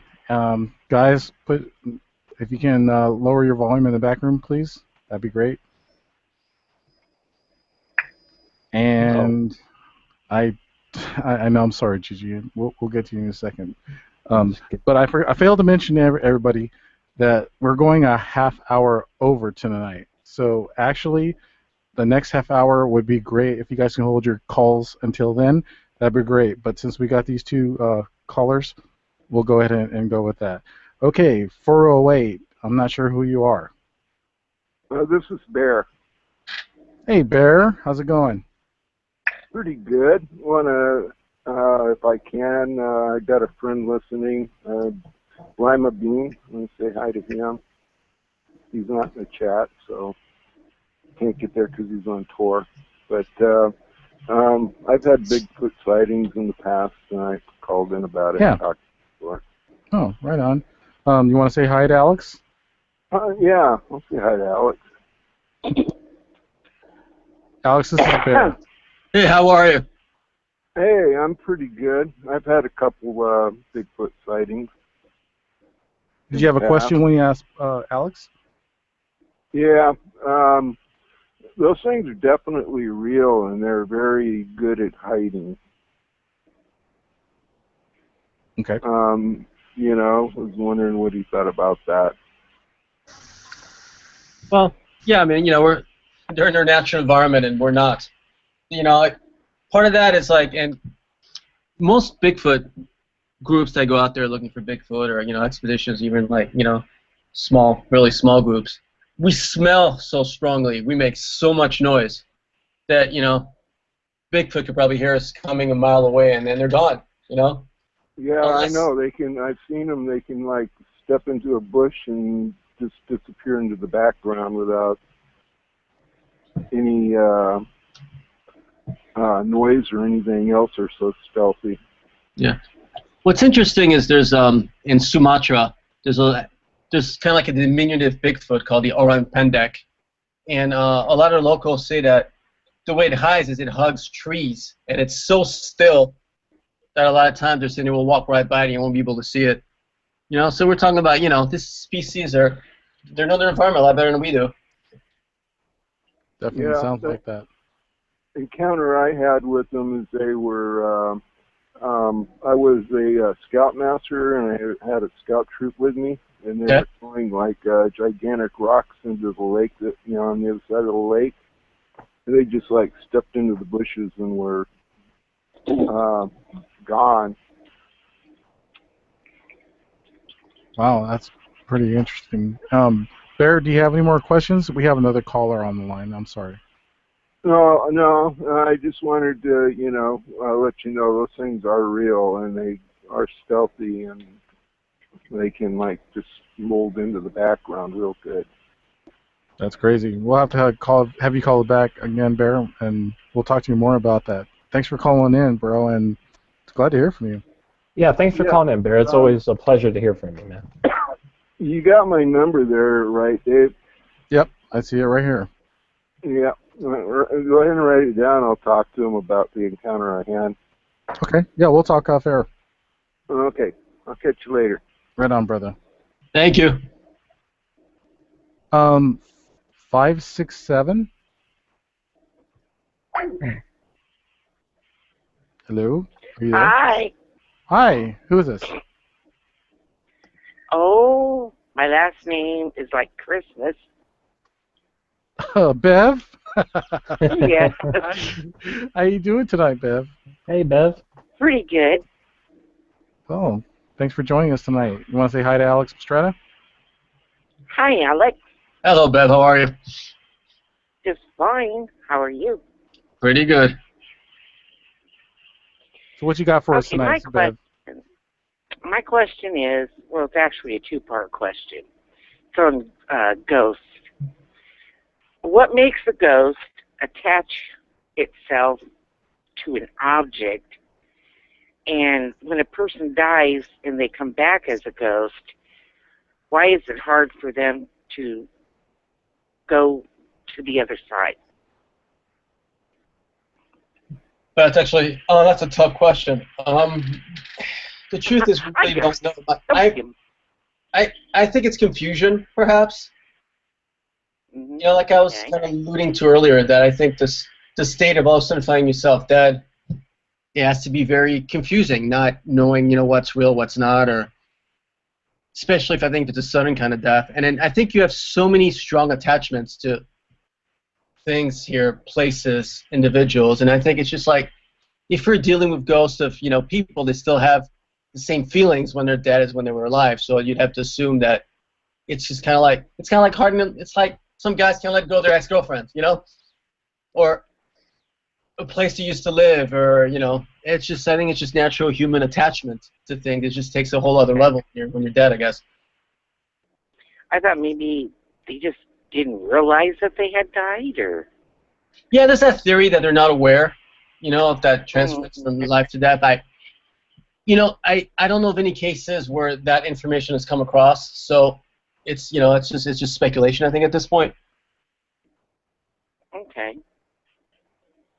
I actually stumped you. Yeah, I think you did. Yeah. But the bottom line. I always wondered that. Yeah. Well, like the bottom line for me is like if you start talking about motivations of like a dead person, a ghost, a spirit, whatever, it sort of has to be the same motivations that you had when you were alive, right? Okay. It just takes place in a different realm, so to speak, and remember, it's like we're only seeing such a small portion of what's really going on. And then I also. So yeah. You what?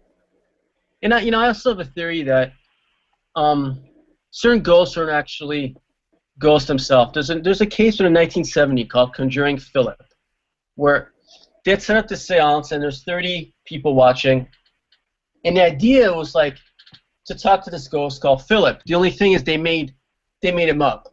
They made him a history for him. They made how he died and all that. But once you had the seance, that information actually came across. So they created Philip, where you had everything happen. Like there was rap on the tables, things moving around, you had a strange mist. All this witnessed by 30 people. And the information on the the seance, like knock once for yes or knock 2 times for no, that sort of thing, just a typical seance. All the answers by Philip were answers correctly based on the made-up history. So what that tells me is your perception of what a ghost is can go a long way into creating what that ghost is. So what you have is you have a perfect image of that person, except it's not really its soul, so to speak. You know what I'm saying? It's a created, it's a fake ghost, but it's still just as real. And that's like one of the worst explanations I've ever given, but I think you can kind of see where I'm going with it. Yeah, actually, it's not bad. That's good. So is it like a tulpa in a way? Like it's created, manifested?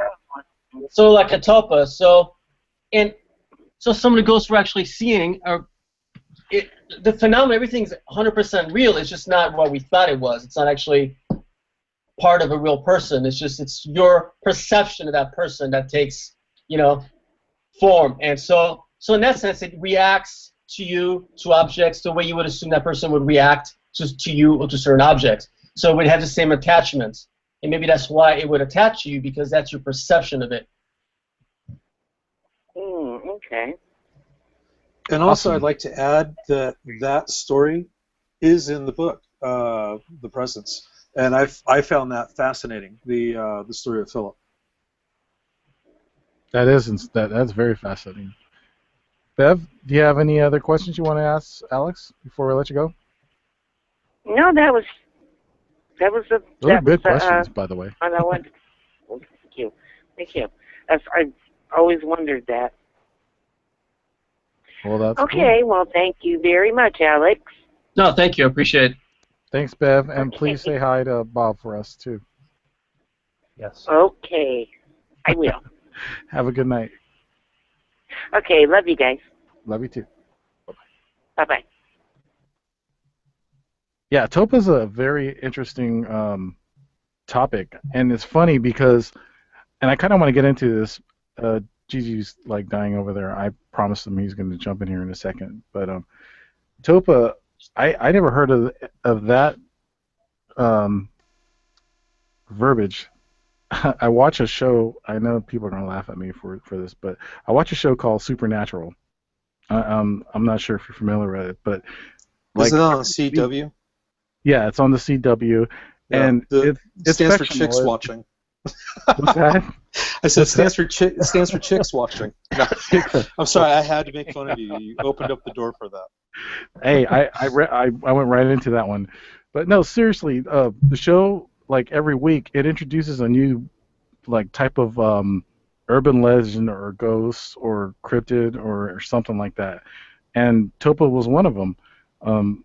Never heard of it until I saw that on the TV. So, what do you think about that? Do a lot of, in your research, do a lot of these things that come up in TV or in film or internet, do they have a lot of credence or relevance?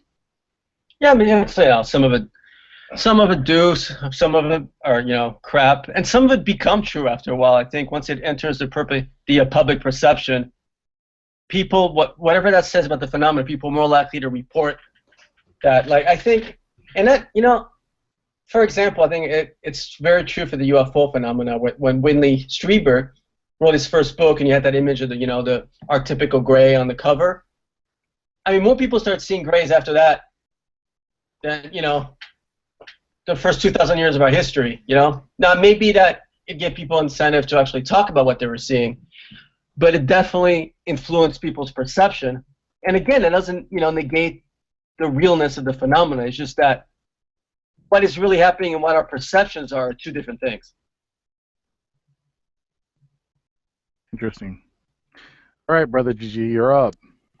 Yes, I made it. All right. Well, I've got a few questions for you, brother. One, there's been some interesting sightings in Siberia lately. Namely, there's been multiple sources that have claimed, and I've seen the photos too. I don't know where they are now. I couldn't find them today. But there are sightings of woolly mammoths out in Siberia, like literally in the last few years, like living, walking woolly mammoths, and just like the kind, there's elephants of all kinds around the world. We've got bears, there's regular bears, there's polar bears, just like we have Bigfoot, and then there's Yeti, like the snow version of it. Do you is there any real evidence of anything of a Bigfoot-like creature existing in Siberia that you've heard of? Absolutely. It's called the Chuchunawa. That's right. In fact, yeah.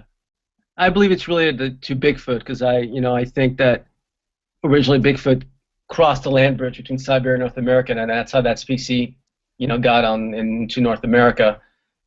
So and then there's a long history of sightings of Bigfoot in Siberia. In fact, it'd be one of the first spots I would want to go to if I want to. If you'd ask me, 5 best areas to go look for Bigfoot, Siberia would be one of them. Me too. Absolutely. Hey. And not to dodge too much to the left or to the right, but I was wondering, I don't know, it just keeps coming into my mind, and Rick just mentioned it a second ago in the chat. The black-eyed children. There's several common themes with those scenarios, but one of them is that weird smell. What was it? A sulfate? There's some sort of particular smell that comes along with those sightings.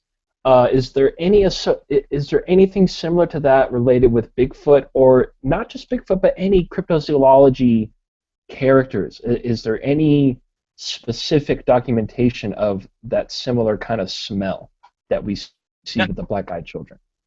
No, not that I know of. You mean like a sulfur type of smell? Yes, that's the word I meant to say. Yes. Yeah. That has been associated usually, and I hear that in some cases of more like a violent type of hauntings, or even people have tales of alien abduction. I've had people tell me they have that sulfur smell associated with that experience. But in terms of from a cryptozoological standpoint, no, I have never heard that. Okay, well, on that point, is there any common factors between anything from Dogman to anybody to Bigfoot? Is there any common factors that would kind of suggest that maybe they're coming from the same source of reality? That makes any sense? Yeah, with Bigfoot and Dogman, no. I think Bigfoot's a whole very unique, specific biological mystery. But yeah, I think when you start dealing with some of the biologically impossible creatures, like Dogman or Mothman and that sort of thing, you sort of have to assume that there's a similar source for it, whatever that is, because it's always been tied into the UFO phenomena or paranormal phenomena. And so again, I think, and if you go back to history, it's a very changing phenomena where it communicates by painting pictures in a sense, or by communicating through our belief system and our place in history. Like, you had fairies back, in the Middle Ages, or you go to Fatima, it becomes a religious experience. Today, werewolf are really popular. People are saying Dogman, or you go to Skinwalker, you see it's a Skinwalker motif because you're on the native, reservation. I think it communicates through a lot of our belief systems and through a lot of archetypes. It's not a direct, answering question kind of communication. Now, what it's trying to say, obviously, I don't know, and we haven't been smart enough to decipher it. So from that standpoint, I do think there's a common source for a lot of those type of phenomena. And what that is, I'm not sure yet. I hope that made sense. It's a super complicated subject, Yeah, for sure. And not to... once again, not to dodge too far to the left or to the right. Have you had any encounters with, the MIB or, any of those three-letter agencies throughout your work, has there been any sort of interference from basically an unknown source? 3 times, but they've all been sort of like, so when you say MIB, there's really 2 different phenomena you're talking about. There's the, which clearly are, you know, human, some kind of, you know, U.S. Agency, and there's like the weirder type of MIB that John Keel talked about at, you know, at Point Pleasant with the Mothman phenomenon, or the ones that come to your house and they don't make a lot of sense, they look robotic. I have no experience with those types, but on 3 of my cases, a couple MIB guys from some unknown agency did show up and ask, like, you know, some of my witnesses questions, or detained them overnight in one case. And I even had a case in Santa Monica where they claimed that they worked for the city and they didn't show any ID or anything. And so this guy had filmed multiple objects flying over to Santa Monica Bay from his bathroom. So they knock at the door and they're like, "Can we go to your bathrooms?" 2 guys, and he's like, for whatever reason, I said yes. It's like, so it was kind of like a weird thing where he didn't even, you know, you think about it logically, I'd be like, yeah, no way, who are you? You know, but he didn't even think to ask those questions. And they went in his bathroom and locked themselves in there for 20 minutes. And this was like, you know, the day after he had the sighting, and then they left. And then, you know, we did some research, and, you know, I talked to the landlord, whatever. Yeah, I'd never heard of these guys. They weren't from the city. We don't know who they were. So, and that's how you really know. That's how you know you're on the right track, is when you're attracting that kind of stuff. That's when you know you're onto something. Yeah, absolutely. Yeah, I've had two guys in France. In fact, when I was in France, I think it was on the same Moquette Membe trip, in fact, and at the same time, because we're working on a series of documentary at the time, which obviously never got made, and one of them was trying to buy some footage from KGB guys in Russia about some UFO, some real good UFO footage, so they claimed that they had, right? And while I was getting set up, I had a meeting with an ex-Soviet scientist at the border between Belgium and France. And when I was taking the train down there, I was staying, you know, in Paris, I was staying on my mom. She had an apartment down there. My mom and current stepdad. And when we left, his 2 guys came and asked the landlady, like, who's the American kid? Questions that they obviously knew the answers to. What's he doing here? How is he related to the people living here? You know, have you met him? That sort of thing. Just to kind of let me know, I guess they were there, and then they left. They never said what agency they were from or anything. It's just 2 guys in suits. Yeah, wow, that's a trip. Yeah. Alex, before I forget, there was a question in Spreaker that I didn't get a chance to ask you. It comes from K28. He wants to know, is the shape of UFOs indicative of their origin? I have no idea. I mean, there's so many different shapes that are reported, you know, and again, you know, some of it has to do with our limited visual spectrum. I'm not sure we're really seeing an entire picture in a lot of these cases. Others, obviously, we are. And, I mean, we have no idea. We don't, you know, all of that is speculation up to this point. But, I mean, all I can say is that if, let's say, theoretically, one alien species is able to get here, there's nothing, you know, maybe there's more than one. You know, I know there's a lot of talk in that. A lot of people claim to have proof, but in reality, we don't know. So, do you have any personal UFO experiences or any sightings that you've had? Yeah, I've had 4. Really? Yeah. Well, I'll give you the best one, which is what started me in, you know, my interest in this in the first place. I was 10 years old, and we used to live in Beverly Hills when I was a kid.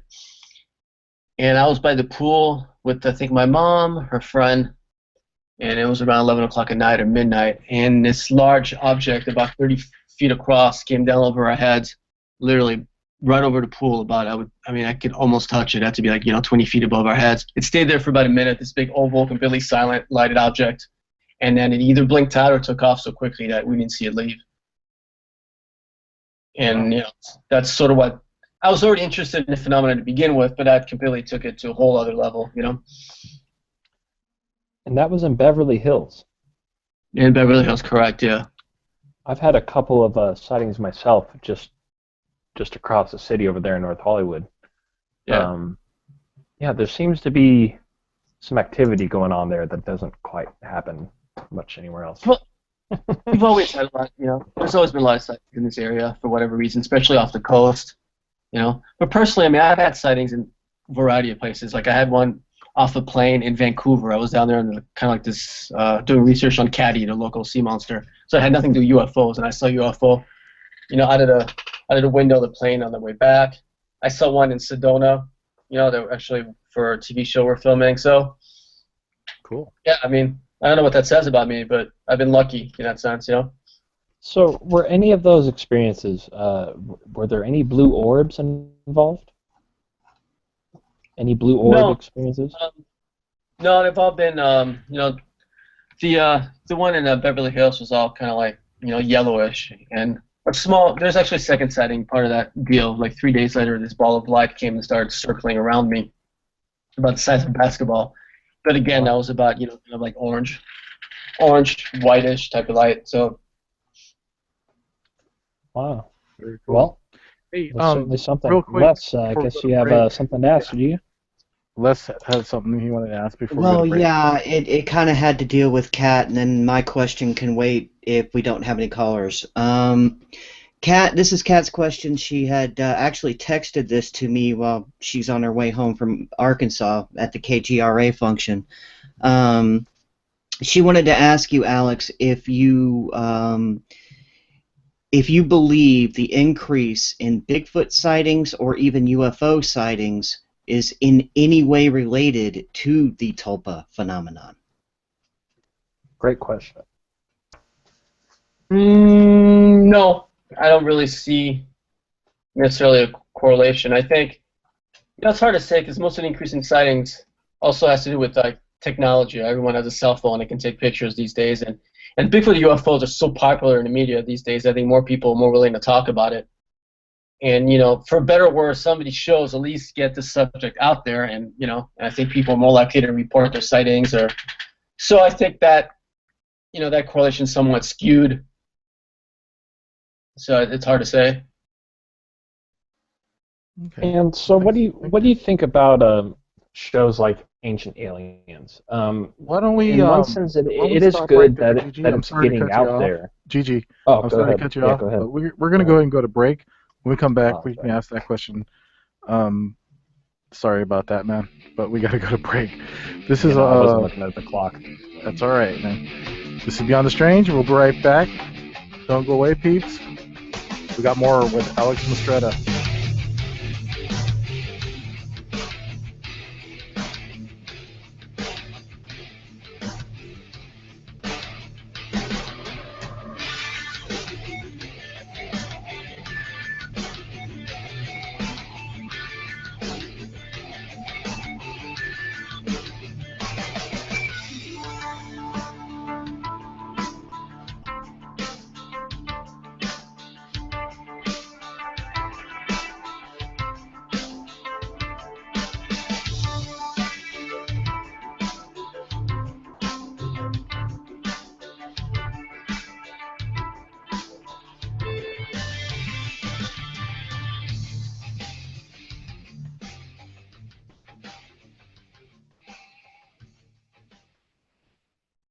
Remember what Professor Snidely, myself, always says. It's not the size of your brain that counts. It's the weight. And remember, Beyonders, listen to Beyond the Strange.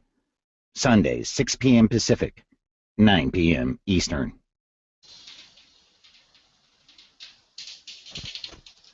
Hey, are you strange? How strange are you? You should listen to Beyond the Strange, hosted by Dave Cruz, Sunday evenings at 6 p.m. Pacific Standard Time. Look behind the curtain of perceived reality to the strangeness beyond. Keep up with us on Twitter at #BeStrange.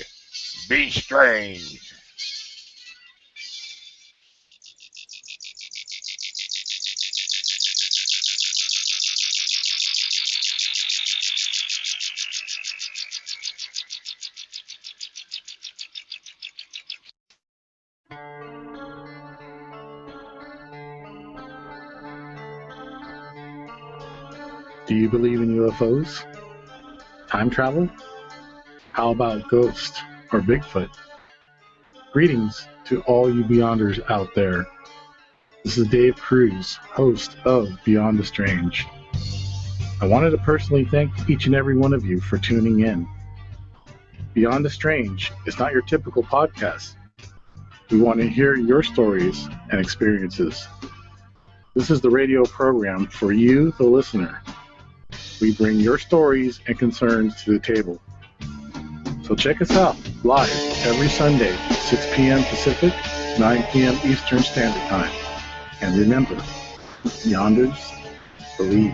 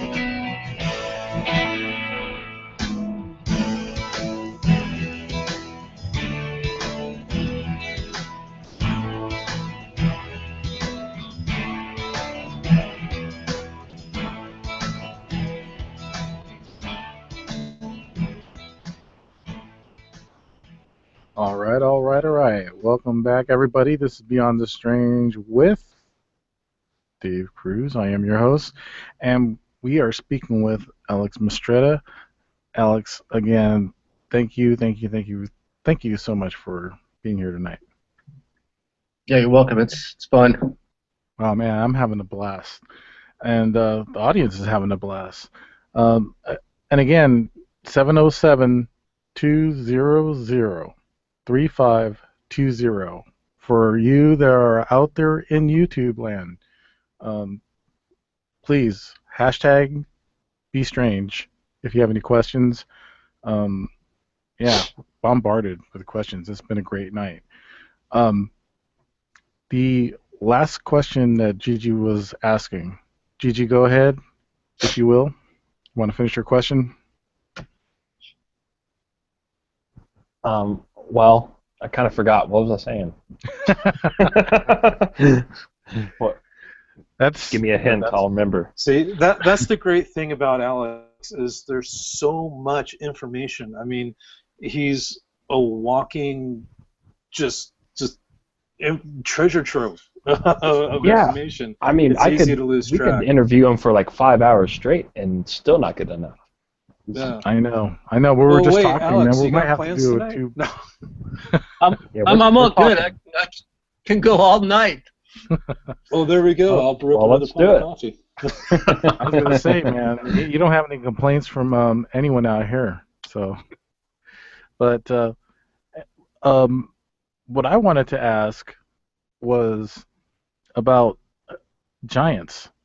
That was one of the talking points that we didn't get into. Yeah. How do you feel about that? Well, there's some pretty good evidence that, once upon a time, because there's been some bones found, and, a lot of cultures have, in fact, almost all cultures have tales of, giant group of people.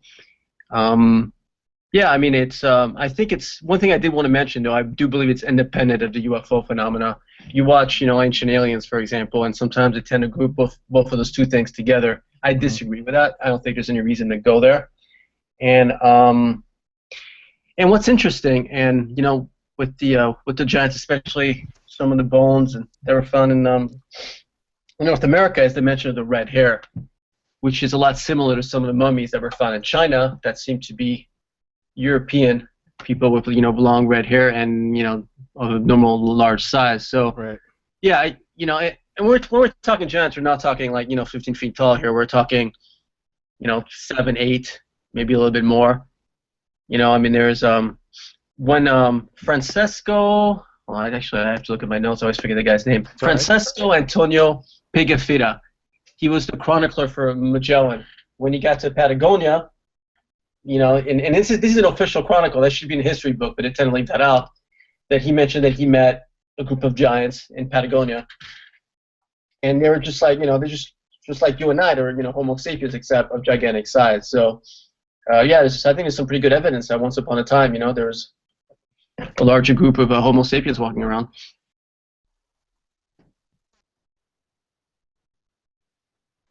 Now, do Sorry you about think that. that might be like a form of like gigantism? Or what do you think could cause that? Because red hair is not common to South America. Yeah, well, it's funny. The South American, I don't know if did someone mention red hair. That's mostly in North America and China, apparently. So I don't know if genetically you'd have to look in terms of there's a correlation between red hair and gigantism. I honestly I don't know, but I think if maybe at some point the environment was conducive on whatever these people originated from, whether it was I don't know, you want to call it Atlantis, let's say, or there was some place in Europe or whatever, it doesn't matter. Perhaps that environment was conducive for people to grow a larger size, like some environment are conducive for for pygmy population. So it's just the inverse. But I don't think there's anything necessarily supernatural about it. But yeah, I think there's some pretty good evidence that and I don't know why mainstream archaeology is such a hard time with that concept. Hey Alex, are you familiar with anybody with a gentleman named Brian Sullivan from the Montana Bigfoot Project? No, I'm not. No. Oh, okay. He's just he seems to believe that he's actually gone through older and actually some new Bigfoot sightings, and believes there is a larger creature out there that's actually larger than the actual Bigfoot. And I don't know if there's any basis for fact in this because I haven't studied the reports myself. Yeah. But he does believe that there are a larger species out there of quote-unquote giants. They found every once in a while, every couple of years, they seem to find these footprints that are 2 feet and larger. And I've seen a couple of pictures of the casts. Of course, I don't know if they're real or not. Do you think there could be any basis in fact that there might be giants living out there in like the arboreal forest of Canada or the large open spaces? Well, I don't think. Yes and no. Like, I think a large certain individuals from the Bigfoot, certain Bigfoots that grow larger size. Sure, that's possible. I don't see why not. Especially if you head further north, animals tend to grow in size in northern climate. I don't think they're giants in terms of like Homo sapiens giant that that I was referring to that we have in the history books. Right. But in terms of you have to assume that it would be related to Bigfoot. It's just maybe subspecies. Like for example, you go a lot of sightings and the footprints in the south, have three toes or 4. Probably maybe due to inbreeding or. Yeah, I was gonna. Yeah, do you think that's genetic, or do you think do you think that has to do with inbreeding, or do you think they're a totally different species? Or do you think it might be because it's Bigfoot that's in the South? Sorry, couldn't help it. Yeah. Yeah, so there's a lot of jokes there. Yeah, I'll refrain because people in the South buy my book too. But no, I think it's a substitute. I think if you assume we're dealing with the same, they're just Bigfoots. And certain environmental factors, whether it's inbreeding or colder climate, warmer climate, whatever, created some differences. And the thing is, when you're mating within a smaller gene pool, you have kind of like the bottleneck effect, you know, and that's when you start having mutations in a smaller population. That's probably what's going on, I think.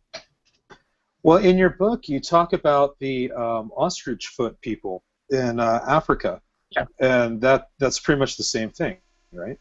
Yeah, look, yeah, absolutely. It's just it's you know, they're still Homo sapiens. They're still from the same species that we are. They just have this divergent, you know, mutation where their foot looks like an ostrich foot, and they're 100% functional. So if that can happen to us, there's no reason why Bigfoot can have differences, in their foot anatomy or height or whatever. I'm sorry. We have two callers on the line. 805 caller. Who is this? It's Eric. Eric. Hey man. What's happening, brother? How you guys doing? How you doing tonight? Is Gigi and Les and Dave? Is that who's over there today? Yes, sir. And Rick and Alex Mistretta. Right on. Yeah, I just was sitting there listening, and I'm trying to think. I could tell you guys a story. It's a true story too. Actually, it's kind of trippy. I grew up in the Bay Area. I think you did too, in San Jose area. When I was 13, our family moved to Ben Lomond, California, which is it's in the Santa Cruz Mountains, between Santa Cruz and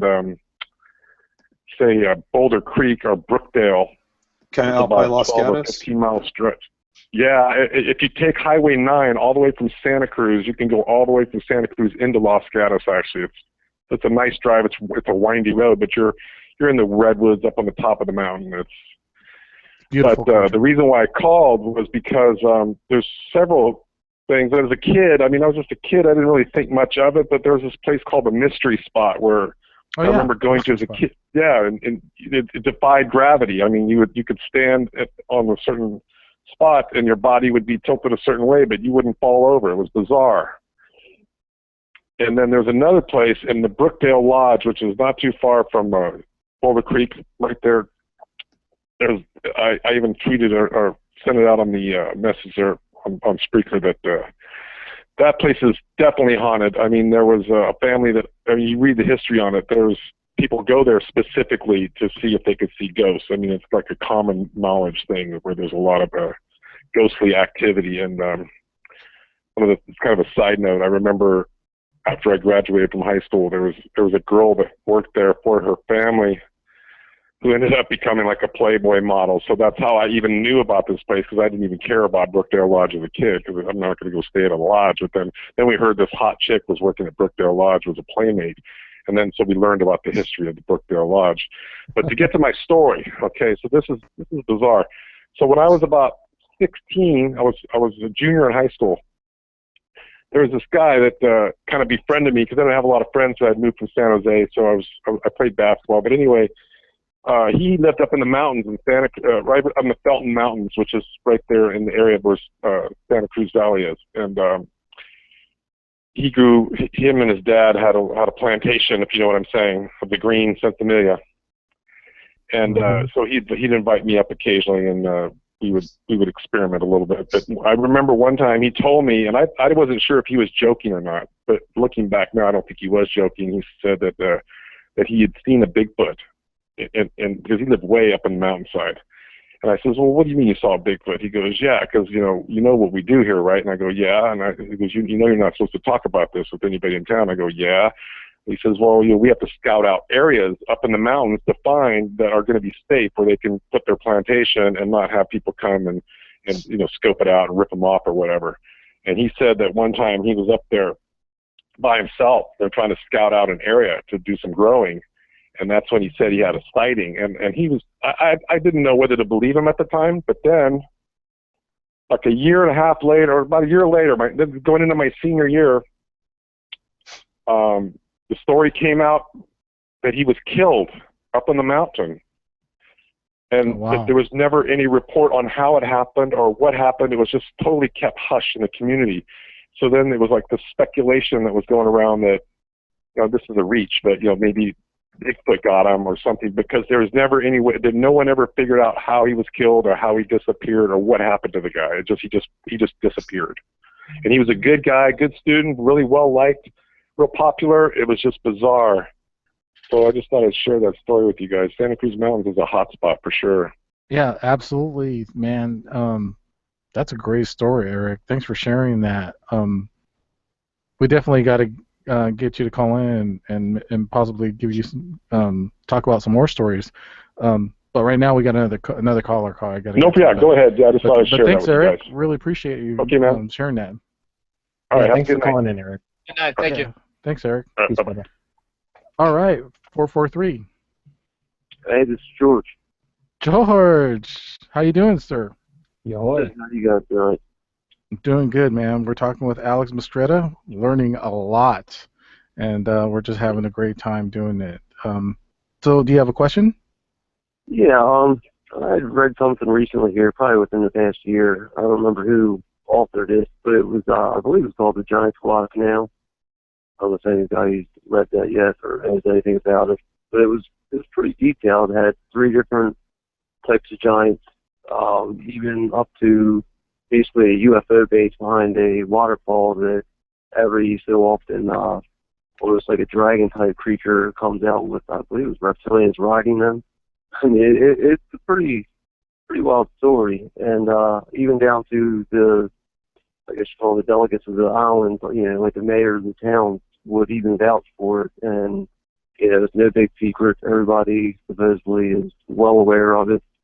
All the way down from they used to do grading parties on the villages and take people back into the cave system they live in, and down to picking up bulldozer buckets and throwing them 500 feet. It's just a whole wild story. I don't know if anybody's read that. Alex, do you want to comment on that? I have no idea. I've never heard of that. Yeah, I don't know what that is. Yeah, sorry. Oh, no problem. Just maybe if you guys want to check it out, I believe it's called The Giant Now. If you search that, I'm sure you'll come across it. But it's pretty lengthy, but it was a very interesting read at the least. No, that's amazing.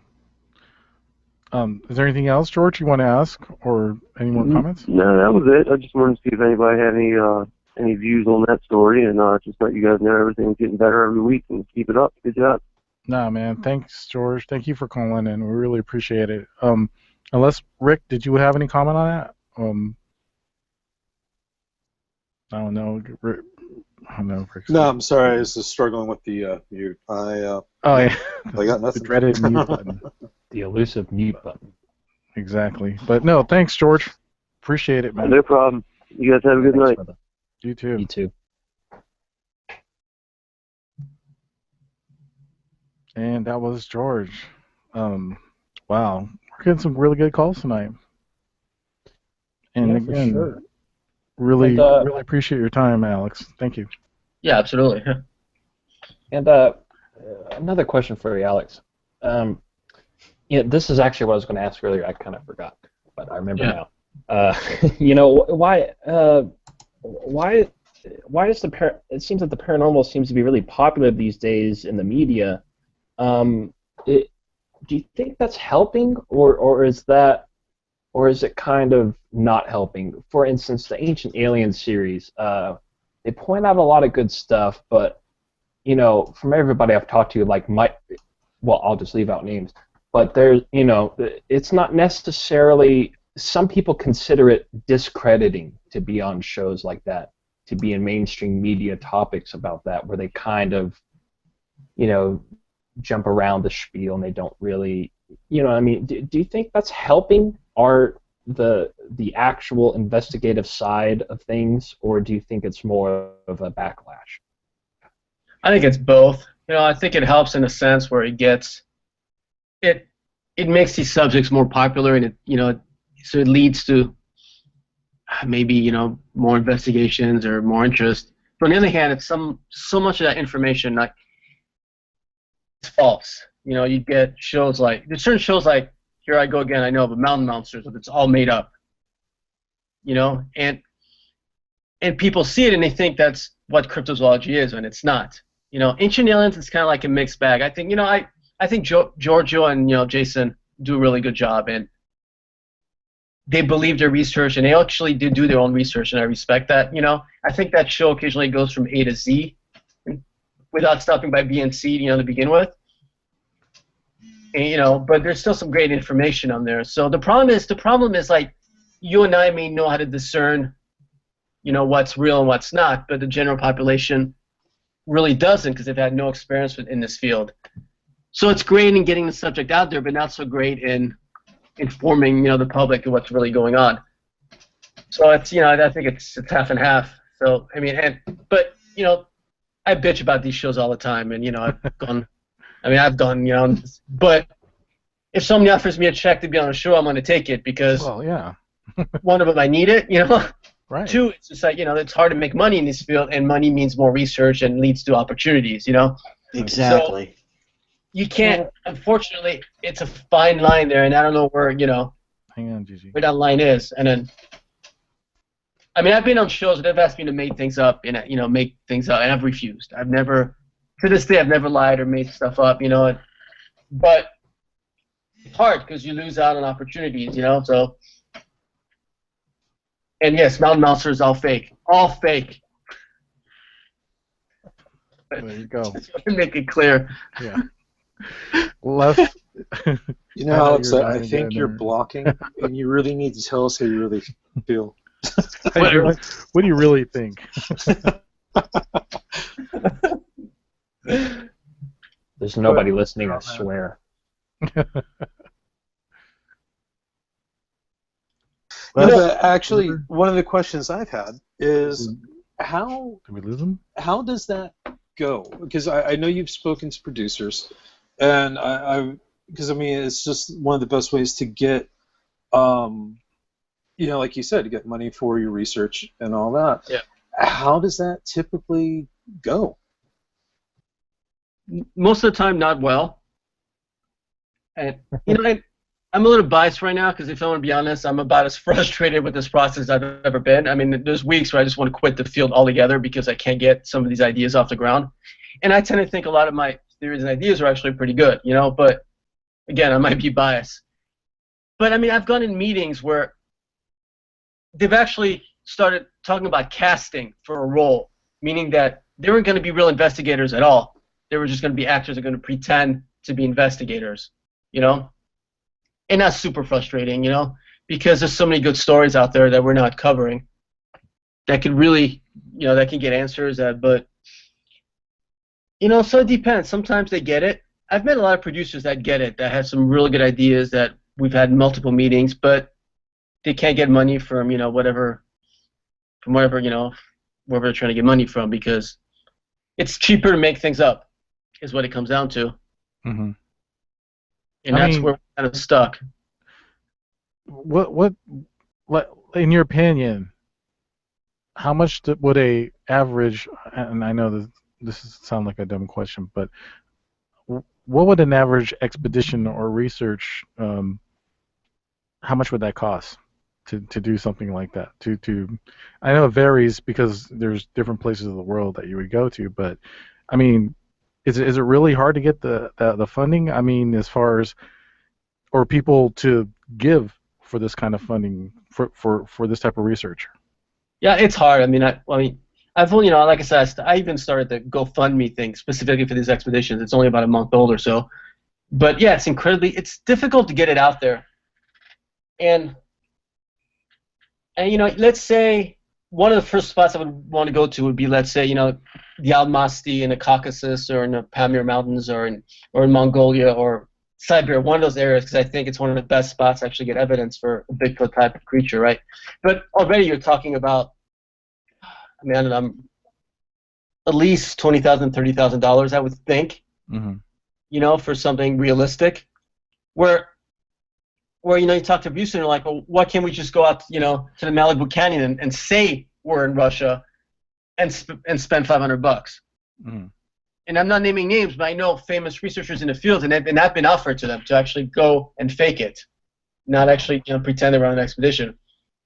I mean, people told me that personally, so it's hard, So, and part of the reason I started this GoFundMe thing was just to kind of go outside the media system and maybe, hopefully try to raise money in another way, not just so much, based on production companies who obviously, they'll really give a crap. No, absolutely. Why don't we go ahead and do that? How can we do the GoFundMe for your research? Well, the best way is there's two ways. You can either find me on Facebook, or you can go to my website, www.thepresencebook.com, and you just go to the blogs section, and then I have a paragraph on what the expedition is all about, and there's a link to where you can check out the GoFundMe. Okay, cool. And you can actually go there and also order the book from that website. Correct. Yeah, you can do everything there. All right, awesome. And do you have anything coming up? Any other projects? No, nothing specific. Like I said, right now my main focus is trying to get some of these expeditions going. So that's kind of what I've been working on. So yeah, that's pretty much it. Well, Alex, thanks again for joining us tonight. It's been an honor and a pleasure just talking to you. And please, we definitely want you coming back real soon. Yes. Yeah, anytime you want me, I'm in. Right on, man. Appreciate it. Alex Mistretta, everybody, please go there, go fund him. He's willing to do the research for you and get for his me book and everybody else. Yes, get his book. It's definitely something I'm going to delve into real soon. Thanks again, Alex. No, thank you. All right. Well, that's it, everyone. I'd like to thank our guest for joining us again, Alex Mistretta. Also, I want to thank everyone who called in and who was on the panel tonight. Our creative producer of Beyond the Strange is Rick Sennett. Co-host is LJ3 or Les Johnson III, and our brother Gigi Rabbit. Retweets and postings by Dennis Koch and Gunny Jean Bateau. Music is by Alan Hall and Melody Loops. Intro is by Spaceboy. Visit him at spaceboymusic.com. Bumps and Drops by Brian Anderson and Gunny Jean Bateau. You can hear more of Brian at brianandersonvoice.com. Until then, next week, we'll see you again. Be safe, be happy, but most of all, be strange. Hasta.